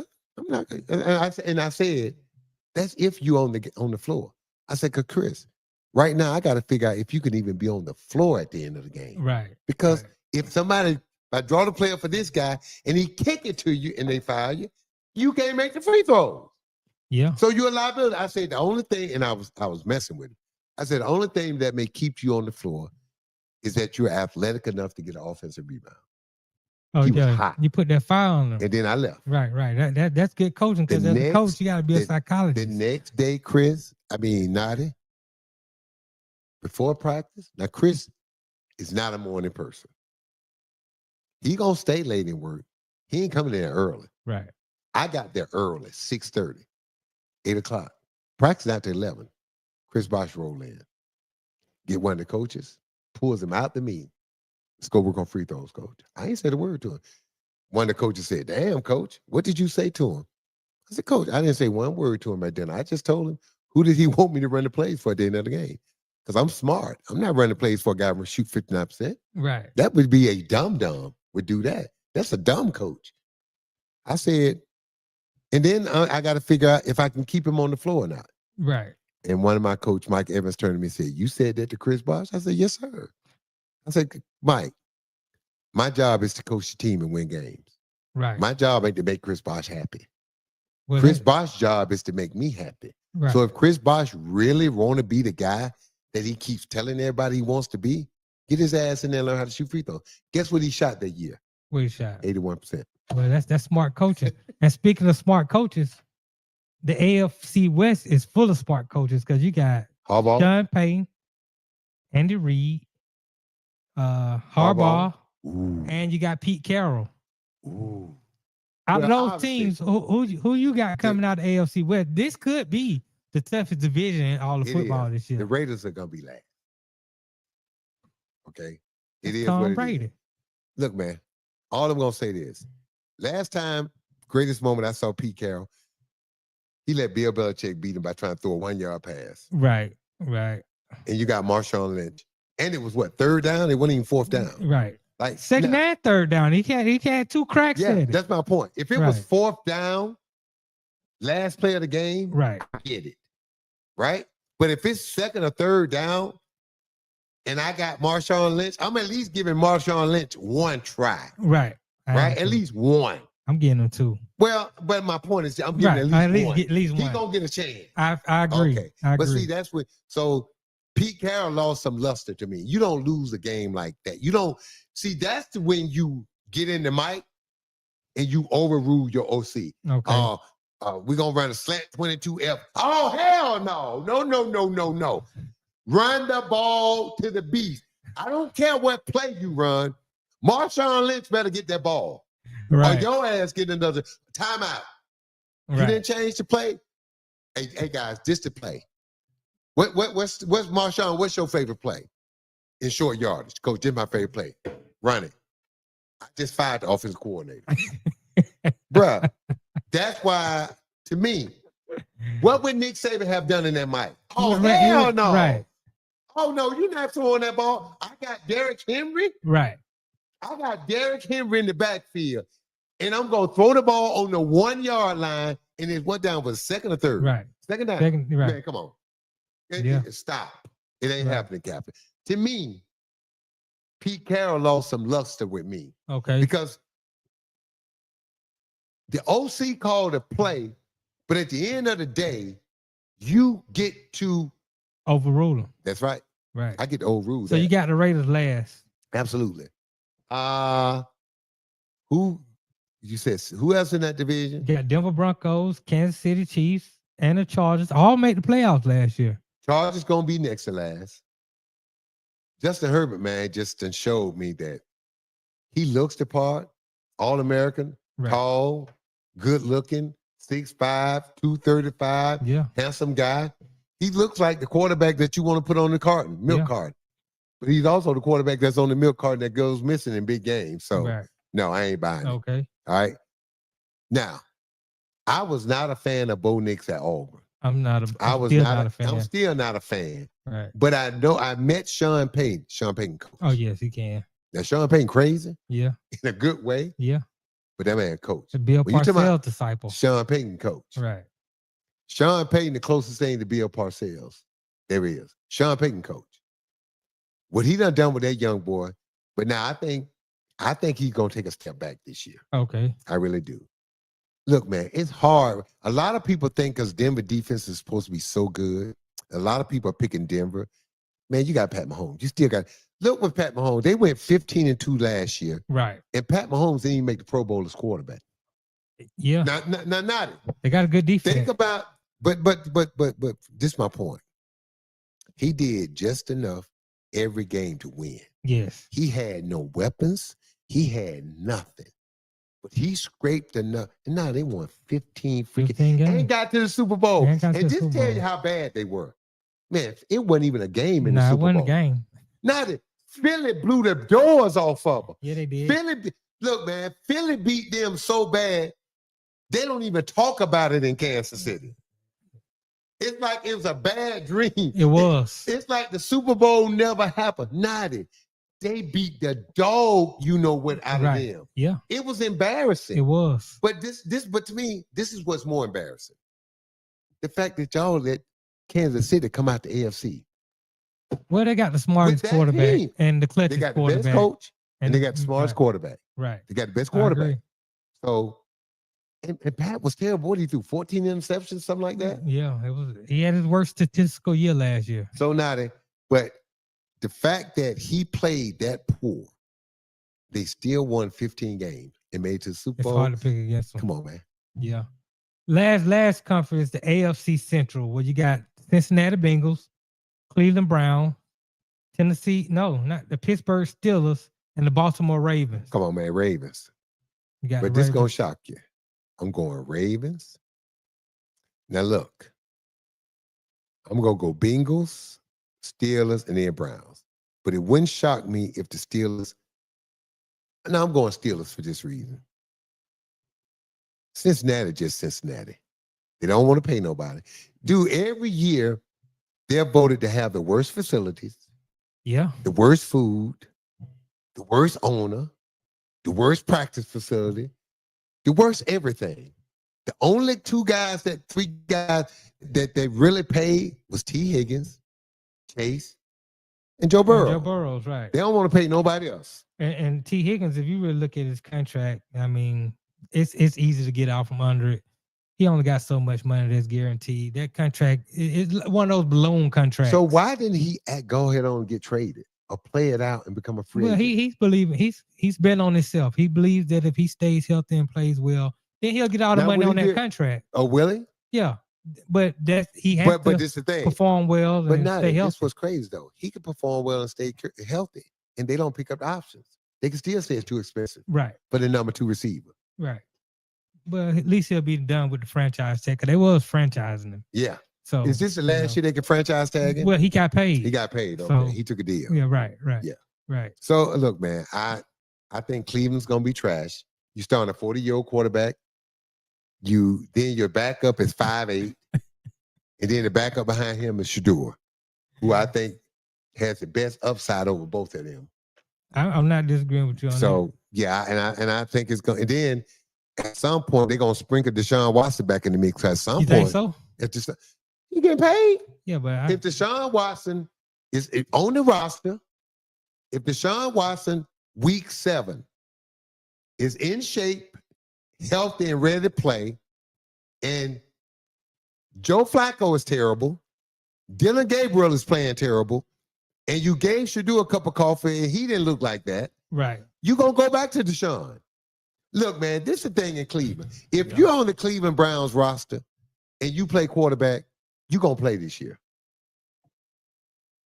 Joe Flacco is not playing 17 I can't games. disagree with you.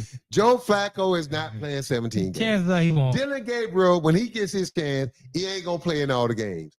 You know why? Because he's 5'9". Well, I don't understand He what ain't that gonna means. Then you got a lot of quarterbacks who are 5'9" in the NFL. How many? I mean, what you got? Kyler Murray, you got 1, Russell Wilson, 2. Bryce Young ain't that 3. big. Hell, who else out there? I know I'm missing somebody. And how did all those teams fare with them little itty bitty quarterbacks? I think those teams gonna be well. Out of the 3 you named, one of them made the playoffs, and then they got beat. How tall is Baker Mayfield? Baker Mayfield about 5'10". Yeah, Baker Yeah, he's Mayfield. little. He's a Pro Bowl guy. Got money. Yeah. I mean, at the end of the day, come down. Can you win games? Can you not? Can you hit open receiver? Can you not True. hit open receiver? True. It's a lot of tall guys in the NFL right now Definitely. who trash. So, But now that look, man, it helps if you can see. right. I It agree. helps. I'm just saying. Brock Purdy is not that tall. No. So I mean, you got a few guys out Yeah, there. you do. But I'm just saying that. I just think at the end of the day, man, Let's pick some of these games real quick. all right, let's go. We got Dallas and Philadelphia. Philly. You already said Philly you're taking, with the 8.5. you're taking Philly with the 8.5. Absolutely. Let me write this down. My nephew bets. I'm gonna call my nephew and send him some money and let him make a few wagers for me. All right, what else? I would take Dallas with the point. Bet. Hold on. You want to make him? You and I have a little bet? Yeah, we'll work that out. Okay. After we. No, I want it on the air. No, we're gonna So I can put hold it your on the account. L. We're gonna put it on the L. I just wanna. I bet you See, $20, and I'll take I Philly. just want to see which ones we disagree on Okay. before we get.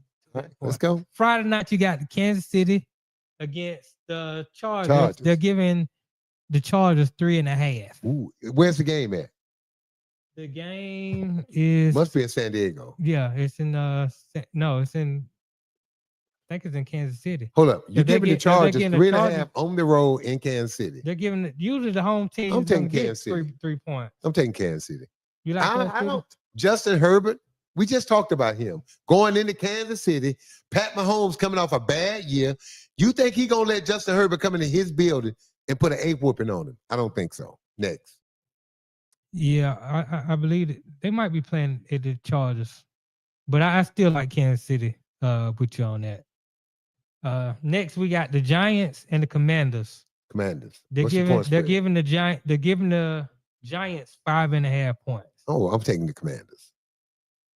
Outside of the D line, Giants Right. have nothing else. I agree. Yeah. I like the Commanders as well. Carolina, Jacksonville. They're getting the Panthers 3.5 points. Bro, now think about this. That's gonna be a That good tells game. you how bad they think Jacksonville is. You know how bad Carolina been the last 2 years? Carolina has been unwatchable. Yeah. Am But I this right? is the new year. I know, but the last 2 years, dude, I turned on a Carolina game. I couldn't watch it. Right. I'd rather watch a high tough. school game. It was unwatchable. The fact that Trevor Lawrence been in the league this long and got paid, and they're taking Bryce Young and giving them 3.5 on Carolina. Right. I want to take Jacksonville. You taking Jacksonville minus a 3.5? Yeah. I got to Man. believe Trevor Lawrence is better than Bryce Young. I like Bryce Young this year. I like him too, but I like Bryce Young. I think I'm gonna take Carolina in this Okay. game. So you like Jacksonville and I'm not a Jacksonville fan. minus 3.5. Yep. All right. I just gotta write this down. Okay. You need me to spell a word? No, I Okay. know how to spell it. All right, cool. Now we got these late games that are coming up. You got Houston at the LA Rams. They're giving Houston Texans 3 points. At the Rams. I'm taking the Rams. You like the Rams? Yeah. With Matthew Stafford with the bad back. Yep.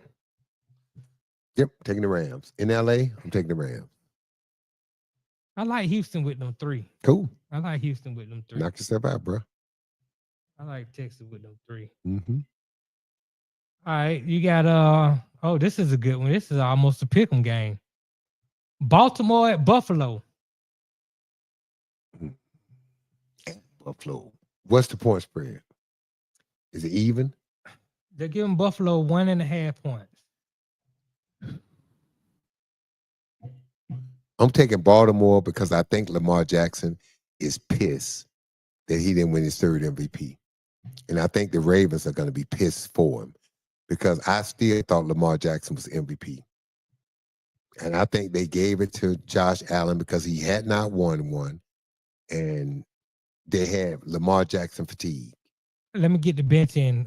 This is correct. Kansas City and the Chargers are playing in Brazil. Oh, I'm going with Kansas City. Right. And you know they got Taylor Swift. She's already down there, I heard. Well, come on. So you Kansas City. That's they like white girl magic. There you go. Yeah, I think Baltimore, after what happened last year in the playoffs, I think Lamar definitely got to go get that. That makes a statement to go in Buffalo opening night because they lost in Kansas City on that last play. But Lamar Jackson missed a wide open receiver before that. Right. So Lamar, look, man. Lamar, look, we know how good he is. 2 MVPs and could have won a 3rd. It's time for Lamar to show up in the playoffs. Stop. It's time for them to get it done. I don't give a damn if he got to run every time. You got Derrick Henry back there. Look, man, start the playoff running the ball. That's what you got brought him in there for. I mean, until Lamar Jackson get his feet get settled. And then, but his passing numbers are just awful in the playoffs. Right. I mean, Dewey's brought you to the party. Why get to the playoffs and then want to switch up what you go? No, keep doing your thing. Keep doing your thing until they stop it. Monday Night Football, you have the Minnesota Vikings. Come on, Chicago Bears. Chicago, they're giving Chicago 1.5. I'm going Chicago. I'm not going with no 2nd-year quarterback who never played a down of regular season football. Not one snap. Stop. I'm not doing it. No. Just a rookie. He was an okay quarterback. Dude, first of all, there's a lot of people didn't think J.J. McCarthy should have been a 1st-round pick.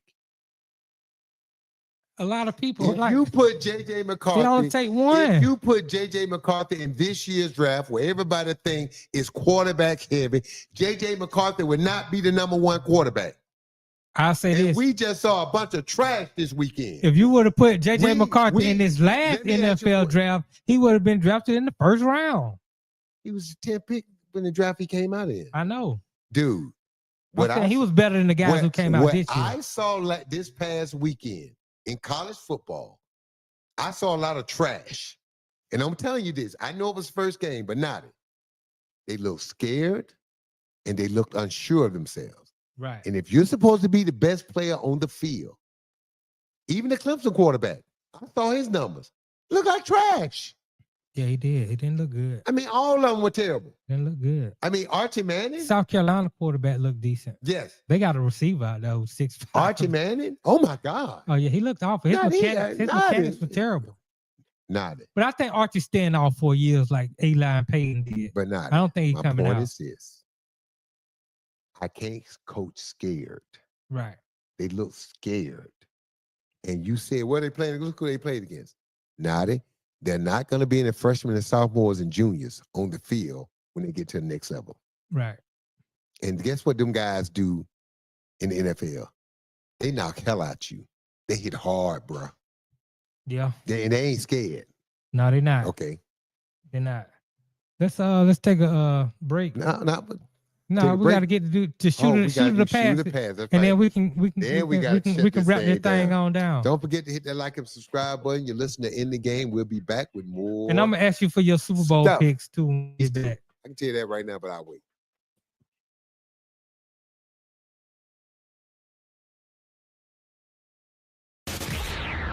All right. In the Game with former NBA coach Sam Mitchell is taking a break. We'll be back in less than 2 laps. This is the In the Game Network. Sports fans of Real Talk and Hoops Insight, stay in the game with NBA legend Sam Mitchell. Now you can show your love for the In the Game podcast with exclusive merch from the In the Game online store. Coffee cups, caps, grab bold t-shirts, cozy hoodies, sleek thermal drinking cups, and more. It's all with that signature Sam Mitchell swagger. Visit InTheGameStore.com today and get in the game with Sam Mitchell, because it's more than a show. It's a lifestyle on the In the Game Network.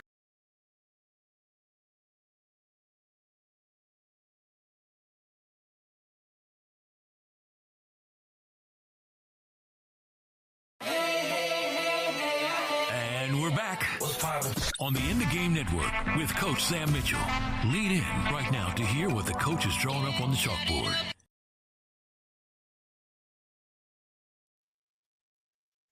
Welcome back to the show. Welcome back to In the Game. I'm your host, Sam Mitchell. Don't forget to hit that like and subscribe button. Don't forget every Monday at 1 p.m., the raw side of things with Sir Bam Bam. Naughty, before we close this show out, we got to go with our segment of Shoot It or Pass It. Before that, can I get your Super Bowl picks real quick? Baltimore. Baltimore and you like Baltimore and Philly, right? Yep. Okay. You know what? This is crazy. I agree with you.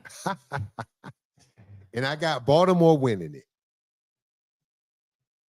I got Lamar Jackson finally getting off the snide, win the Super Bowl. I can't disagree with that. Yeah. Now, you know what's funny about, other than Patrick Mahomes, the quarterbacks today that are winning Super Bowls and competing for Super Bowls are these dual threat quarterbacks that cut into the league 10 years ago. Oh, yeah. The landscape of the NFL has changed. You got 16 quarterbacks. That's half of the league that are black or dual threat quarterbacks. There you go. I mean, really, if we want to add, because you got guys like Bo Nix, who can run like, also. The guy in Indianapolis, Daniel Jones, he can run. Yeah. You got a few of these guys that can actually mobile too. Now, and I'm gonna say this: I agree with what's going on in Indy. I think that kid should be traded. Anthony Richardson? Yes. I like the fact that his agent requested a trade for this reason. If you're benching me for anybody but Daniel Jones, I feel you. Bruh. I'm saying, where can I go? Daniel Jones. I understand. Where can I go if I'm Anthony Richardson and get an opportunity to start? Listen to me carefully. I don't think they developed him right. I don't think they built the system. Okay, think about what Baltimore did when they decided to go with Lamar. Right. They changed their whole offensive philosophy. They changed it.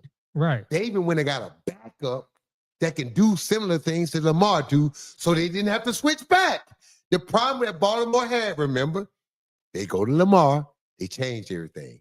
And then they had a backup who played the traditional quarterback position the traditional way, right? Right. So then if Lamar missed a game, now you got to go back and switch everything. Mhm. Can't do that. So they said, look, we're going to be all in. We're going to build our team around his strengths and his weaknesses. That's what you do when you take a quarterback young and you take him high. I agree. You build a team, the offense around his strengths. They didn't do that. You bring in Anthony Richardson. Anthony Richardson has a stronger arm.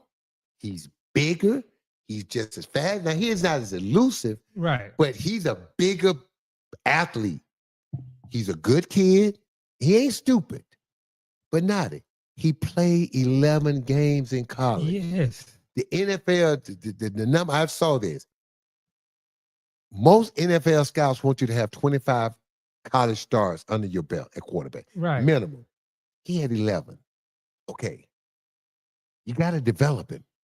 You got to have a coach around him when he's not playing. See what's going on? You see this? You see that? See this? You know, have one of your assistant coaches. He with him, making sure he see this. As the game going on, what do you see? Where should the ball have went? That's how you develop him. Every game, that coach is sitting there with him, talking to him. He's watching, but he's teaching him. All right? When we're in film, you walk up to the line of scrimmage. What do you see? What play, what second play right now can you get us into? If we're in the wrong play based on that defense, what are the play that we should go to against this defense? You teach him. Yeah. They didn't develop him correctly. They didn't build a team around him. So Nadi, he's 22 years old. Yeah, but like you told me when you coaching your son, or when we talk about other great players, Kobe's, the Tom Brady's, what are you doing when you by yourself? Tom Brady's watching film at the house. But now this is the difference. He doing this. But this is the difference. When you got 11 stars in college, and the way college defenses are designed compared to NFL is night and day. Not the same. I understand. So to me, he don't get to watch film by himself. He gets to watch film with a coach, even when he's home. Now that I got assistants that can, hey man, Anthony, I'll be by the crib tonight, man. We're gonna watch this game, and you and I gonna break this game down. So I'll be by at 8. All right, coach. I'm only gonna say an hour and a half. Okay. You know what I'm saying? But we're gonna do this 3 nights a week. Alongside, you're gonna be here early at practice, right? So you're gonna come in early. Right. We're gonna watch tape. Then with the guys on the practice squad, when they're having their team meetings, right, we're gonna be on the field with the receivers, working. We're gonna be on the field working on our accuracy, throwing it to the net. We're going to be in the film room. Because, see, now, if he ain't playing, I'm getting you ready to play. You're not just going to stand out there with the clipboard not getting no reps. No, your ass going to be on that practice field, that other field over there getting better. Right? There's watching. You watch the games. When we practicing, see, now, this is where they mess up. While in practice, instead of him just watching and everybody else getting coached, put him on the side on another field with the practice squad guys. That's what I did. That's what I'm saying. It's a lot of stuff. So stuff. I like the fact that his agent is saying trade him. Yeah, trade him. It don't really matter. What I'm saying is a lot of the stuff that you're saying is correct, but we don't know whether these things are happening or not, if he's receptive to it or not. But what we do know, now he don't have a choice. I'm saying what we do know is what we saw with our eyes. They drafted a wide receiver last year, Alec Pierce, who can stretch the field. Mm-hmm. So because he has a big arm. Now he can't throw. He throw the deep ball pretty good. They had plays in the game where he can run the football and do some of the things Lamar Jackson do. And this guy actually pulled himself out of a game and said, "Because I'm tired." Naughty. These are things you cannot do as a starting quarterback in the NFL. I'm going to say this, Naughty. Should we all be judged on our worst moment? Forever. No. Naughty. He's young. Naughty. Let me tell you what he was thinking. He thought he was doing the right thing because he was tired, right? Think about it from this standpoint. I'm super tired. I'm not scared. Right. The boy ain't scared. He's 6'5", 240. He run over people. Correct. So he ain't scared. All this stuff about he's scared, hogwash. No, I they're think not this boy scared. flattened people. Right. As a matter of fact, the DBs were kind of getting out his way. So he ain't scared. But now that I really think he's so young and so new at this. The guy only got 11 stars in college. He's so young and so new at this. He thought okay. Maybe he should have came out. Nadi. There you go. Nadi. What the coach should have said was, look, Anthony. But see, Nadi, this is the problem. This is why he didn't have the right advice. Generally, when you're going to be the fourth pick, because of the money, you got to go. That's what they say. But his coach should have said, look, Anthony, you only got 11 stars. The NFL, if you ain't got 25, 30 stars out of college, this is the percentages that you're going to fail. The money's going to be there. If somebody want to draft you in the first round now, what do you think after you get 25 stars, right? Right. At Florida in the SEC. Hey, man, hang back, work on your craft, take that extra year. I'm telling you, it's going to be 90 days. But not he didn't have nobody advising him. They just went for the money. And it's hard to, I want to give you an example. Remember a kid named William Avery? Mm-hmm. Played point guard at Duke. Right. Guess where William from? He from Georgia. Savannah. He down there, Augusta, Georgia. Mm-hmm. Know William well. Got drafted by Timberwolves. 6'4", but he was young. Yeah, he wasn't ready either. He wasn't ready. We were saying that we were like, he's not ready. But now this is what his people said. Man, you're gonna be a first round pick. Right. But you ask William to this day, he had to do it over again. He would stay one more year, dude. Yeah, you see that a lot in basketball. My question to you, my last question to you on Anthony Richardson. They requested a trade. Who could possibly want to take a quarterback that you got to develop? New Orleans. Okay. They're going to have to develop. Hold up now. Well, I answer your question like this. Let's say I call up Indy, and they say I give them a third round pick, they'll take him. Okay. Name one college player right now, physically, coming out of the draft this year, that you think was better than Anthony Richardson, that you saw this past week. All of them are better than Anthony Richardson. He's not good. What I saw this weekend? I'm saying Anthony Richardson not good. What about these quarterbacks? Is Arch Manning better than him? What you just saw? I would say Arch Manning before I take Anthony Richardson. I'll tell you that. No. I do know this. Anthony Richardson, if he can't do nothing else, he can do two things. He can run the hell out the ball and he can throw it deep. Yeah. Last time I saw Arch play, he didn't run. He couldn't throw it to the short guy. He was throwing it. Yeah. He throwing the ball. Hold up. He throwing it behind him. Yes, his mechanics was off. Hold up, Nadi. They tried to run the tush push. Right. He didn't get an inch. Right. Mm-hmm. He was scared. Yeah. He ain't running over nobody. He didn't play well. So he made 3 throws that were next level, though. I was like, okay, I see why. Anthony Richardson made 3 throws in the NFL that was next level. I agree. Okay. Yeah, so, I still take Eli over him. No. Archie. No. Let's get to That's just me. I feel if I'm going to think about this, let me finish my point. Anthony Richardson played a few games. Yes. He done been in training camp. Uh-huh. He done been around. Right. So he knows kind of how the NFL works. Yeah. And he now knows what the expectations are as far as work and everything. So he's ahead of those other rookies. Okay. If I could give up a 3rd round pick if I'm the Saints, bring him in. Kellen Moore was a quarterback. Yeah. Kellen Moore should be able to develop Anthony Richardson. Bring him in. Now, build your offense around him, right? Get you a strong running game, get you some good receivers, because this is what you're going to see early. Everybody going to stack the box. Yeah. Perfect. Yeah. So we're going to work on this. If it's me, if I can get out of there with a 3rd or 4th round pick, if I was the Saints, I would go get Anthony Richardson. If I'm the Saints, I might take a flyer on him. Because you see what I'm talking about. Because now all them guys in college you got to develop. But think about this. Anthony Richardson got 2 years on him. Right. Even if he didn't play well, he's been in the NFL. He's got in his car. He's drove to practice every day. He's gotten on a plane. He's been in NFL stadiums. He's done film work. He's been in the NFL world. Right.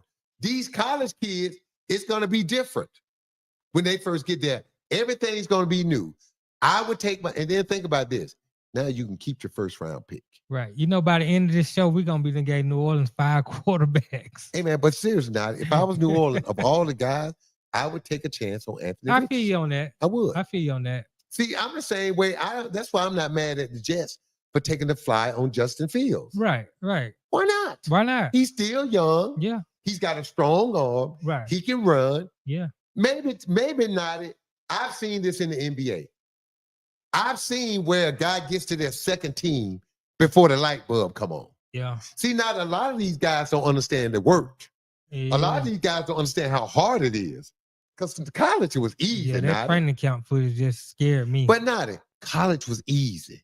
Yeah. Man, college easy. You know what Anthony Richardson said? He came out and said the NFL. You playing against freshmen too. Right. You know what Anthony Richardson came out and said last year, but his rookie year, he said, oh, yeah, the NFL is easier than college. Yeah, he thought. It don't look like that. Well, not it. That was in training camp because they don't do nothing. They show they vanilla. Exactly. And this is another thing. The vets ain't going hard. Right. They just trying not to get hurt. Exactly. This is what I used to say to my vets. Hey, man, when I play you in this preseason game, do just enough to do what you need to do to get yourself ready. But don't you get hurt. Don't be doing that stupid. Right. Don't be taking no charges. Don't be doing all the stuff that you're going to do in a real game. Don't do it. Play hard, but don't play stupid. Right. Well, let's get to this shooter to pass it real quick so we can get out of here. This is shooter or pass it. All right, the one I got. Aaron Rodgers back to face his former team, the Jets, this weekend. Do you like Aaron Rodgers to win as a shooter, or you don't like Aaron Rodgers so much? I like Aaron Rodgers to win this game. I think. Now, to put it like this, if they don't win this game, and if he don't play decent to well, Pittsburgh done. Because you can't go to Mason Rudolph. Right. So they're done. They're done. Because Mason Rudolph can't play. So he's a viable backup. Not for 1 or 2 games. Yeah, he's a backup. You play him in 3rd games, it's over. He can't be long. So now my thing is this. If Aaron Rodgers don't look good, Pittsburgh in trouble. They got all their eggs in one basket. So I'm going to shoot well. He's circling out. We got to take this. Do you think this and he just got exposed, or did they break rules? Now that you know it's illegal, if I own a team and you're one of my players, and let's say I own another company and I hire you to do an endorsement deal and I pay you, that's circumventing the cap. Right. It's supposed to be a rule in there to where you can't do that, or everybody would do it, right? Think about it. I'm getting ready to go to cap, but I want to sign you, and you should make $30 million, but I can only pay you 20. Hey man, take the 20. I give you a bunch of endorsement deals over here with my other companies and make that money up. That's circumventing the cap. Right. Can't do that. If owners are allowed to do that, then it's a free fall. That means Bomber gonna win all the time.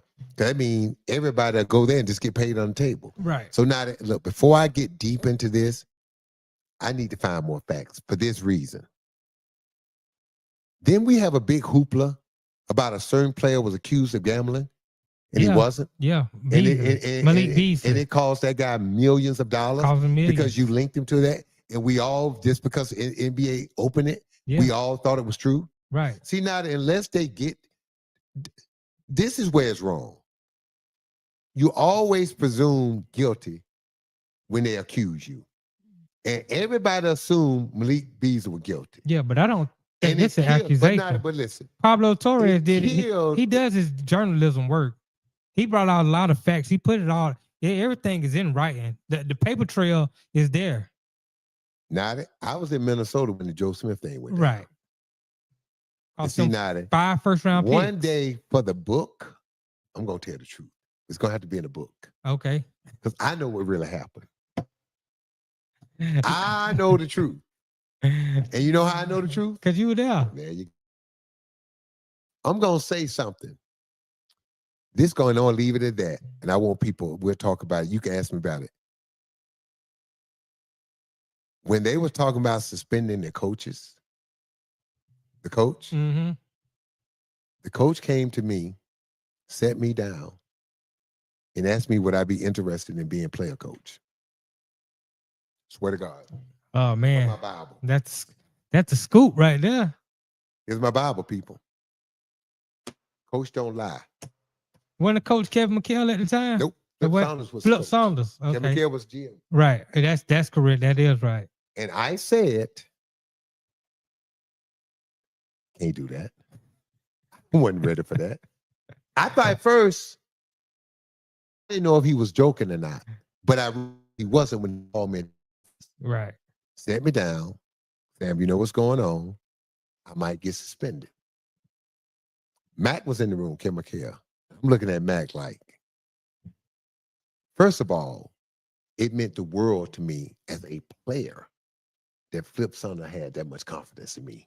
Right. Yeah, that's big. To suggest it. Yeah.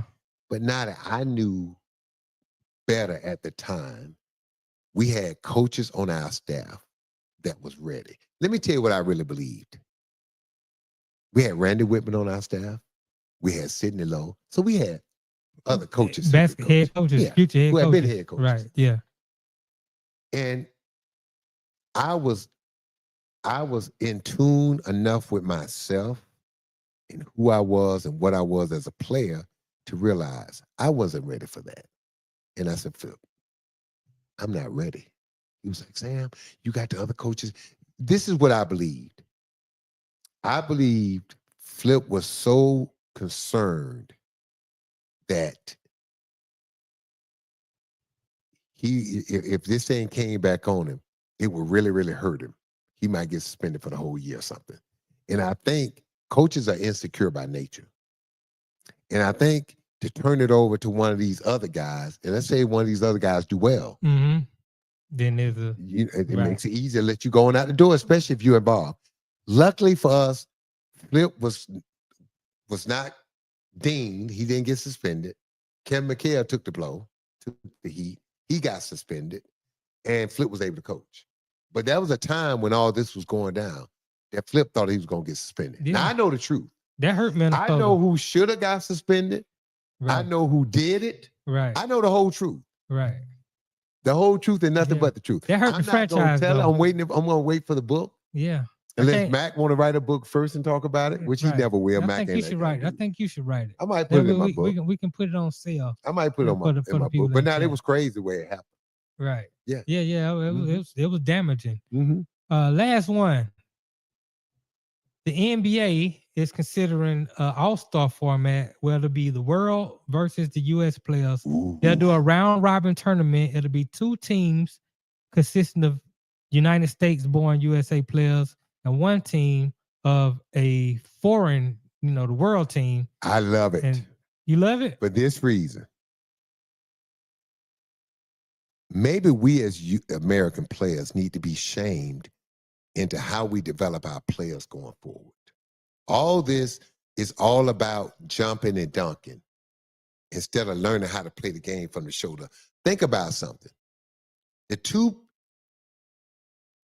4 best players in the NBA today are the Joker, Shea, Giannis, and Luka. Out of the 4, only one of them is considered an elite athlete. Right. Giannis. The other 3 don't jump, not quick, not fast, not super strong, don't high fly, don't dunk on everybody. Those 3 other guys play the game from the shoulders up. Right. So explain to me, and I say this all the time, I'm going to ask you this question. Name the next best American player who has a chance to be MVP. If we got to pick an MVP for next year, give me the American person, because it ain't going to be Tatum. He's hurt. No, I honestly think so. What American player has the best chance to be an MVP? There's only one in my You would mind. probably say Ant-Man, but I think the best American, to me, right now, based off what I saw last year, the best American-born player is still LeBron James. And he's 40 years old. Well, he ain't gonna be MVP either. No, he's not. That's So my how point. about I say Ant-Man by default? My point. That's my point. Yeah. So tell me how we should develop our players. Now, I had a conversation the other night. My son is going to the 8th grade, and he lives in New Jersey. And a coach that played at Villanova and played in Europe is a coach at this private school. Facilities, my son said, off the chain. I'm not going to give the coach name, but he and I had a conversation. And he's recruiting my son, want my son to come to his school. And I said, Coach, give me your philosophy on development, not coaching the game, on development. He laid it out for me. He didn't know I had played in Europe. He played in Europe for 8 years, 9 years. When he laid out development, Coach, you got my vote. And I told him my background. He knew about my NBA background. He had no idea I started my career in Europe for 2 years. And so the reason I like that, Nada, is because they teach you the game from the shoulders up. Yeah. And so that's how I want my son to learn. My son, think about it. If he happens to be a world-class athlete, that's just gravy. Yeah. That's just whipped cream on top with a cherry, right? But at least if he's not a world-class athlete and just a good athlete, if he learns the game from the shoulders up, Nada, he's not going to have any problems. Those guys who play from the neck up play a long time. Yes. Right? Thanks, people. I know we went a little long today, man. We went 2 hours and could have went more. Yeah. Thank you for joining us today. Don't forget to hit that like and subscribe button. Also, Monday at 1 p.m. The Raw Side of Things with Sir Bam Bam. You've been listening to In the Game with your host, Sam Mitchell. And remember, don't hate the game. Don't hate the players. Don't hate yourself. Just learn how to play the game better. We'll be back with you next Tuesday. Later.